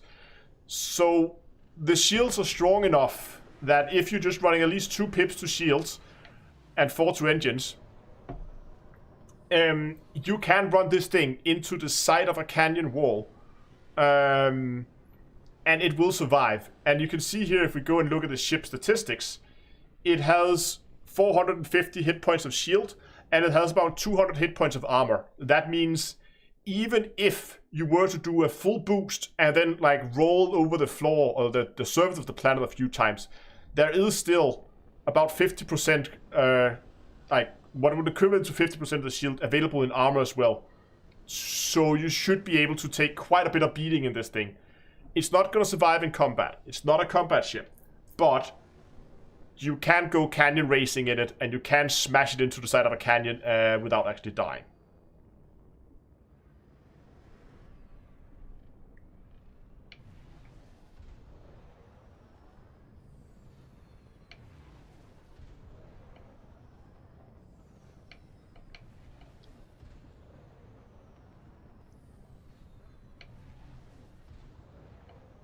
It's just a fun, like, so the idea with this build, I discussed it in an earlier live stream. The idea with this build is to have it as a short-range exploration ship. So this would be something you would fit basically as a tender on your fleet carrier. Something where you take your fleet carrier somewhere and you just want to go and explore the local systems around it, like the nearest, I don't know, a couple of thousand light years maybe. And then you take this out and you just explore that area. And you can even go and do some neutron jumping with it, because it does have an AFMU, as you can see. Somewhere at the top, actually. There is a 1 AFMU, so you can repair your frameshift drive if you decide to do some neutron jumping. And you can see here, current jump range is over 41 light years. So it's not amazing for a jump ship, but for something that's this fast, it has an SRV. It has all the scanners you need. It has a AFMU. It just has everything you need in an exploration ship. And it's blisteringly fast and fun to fly. Too far that I want to go there now, I think. See you around, Diminer.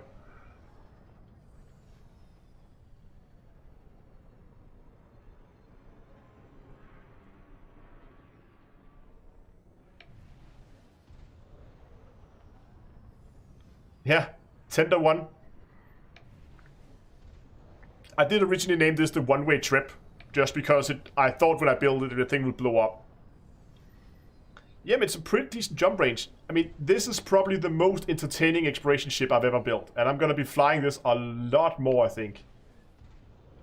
I even have stuff like, we even have point defense on here as well. And heat sinks, so you can take this out to do like Guardian sites. Because it's a small ship, this thing can basically land on a post stamp. Because it's such a small ship.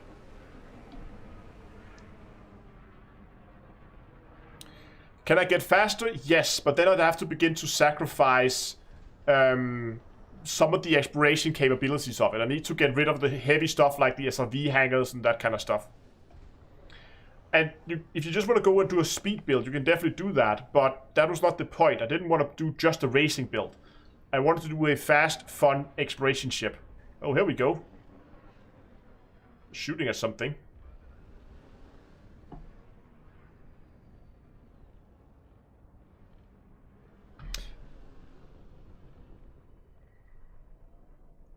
Exactly, it's a utility exploration ship. The idea with it is you fit it on your carrier and you jump your carrier out if you want to go explore, and then you park the carrier somewhere close to a nebula. Then you get out this little tender and you just explore that nebula, which might be, I don't know, like 100,000 light years maybe area-ish you want to explore if it's a big nebula. And then once you're done exploring it, you fly back to your fleet carrier, your dock, and your fleet carrier takes off to your next destination. So exactly like a tender. It's not this is not transatlantic. This is just, you know, going in and out of harbor or so kind of thing. Fun little ship.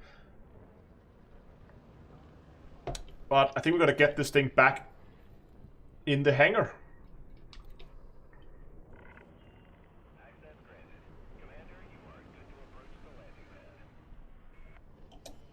Or should it be the tender garage, I guess?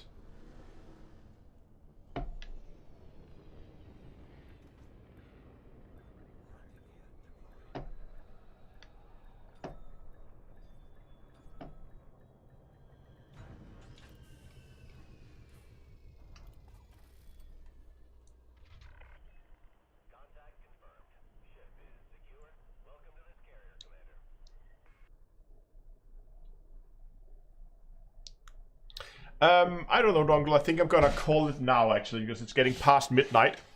Call it the Dune. How do you feel about playing Odyssey Alpha? How do you feel about playing Odyssey Alpha and going on foot without being on one of your main accounts? What do you mean? Why wouldn't, I mean, I got the Odyssey Alpha on my main account.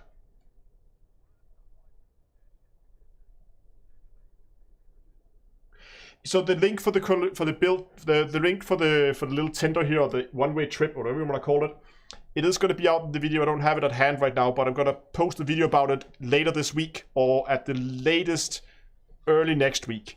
That depends on some stuff next weekend, but it will be out very soon, so do stay tuned to the YouTube channel. I will be posting the video over there. And also because there's a lot of weird modules that may not make sense to you. And there's a lot of options where you can basically like tailor it to your own needs. So it'll be out there. I just feel like it deserves to be explained a little bit more than I want to do now. But yes, Dongle, there is going to be an after party on Discord. I'm going to be hanging out over there as well. If you haven't joined the Discord already, please do. And if you haven't liked the stream already, I would really appreciate if you would do that.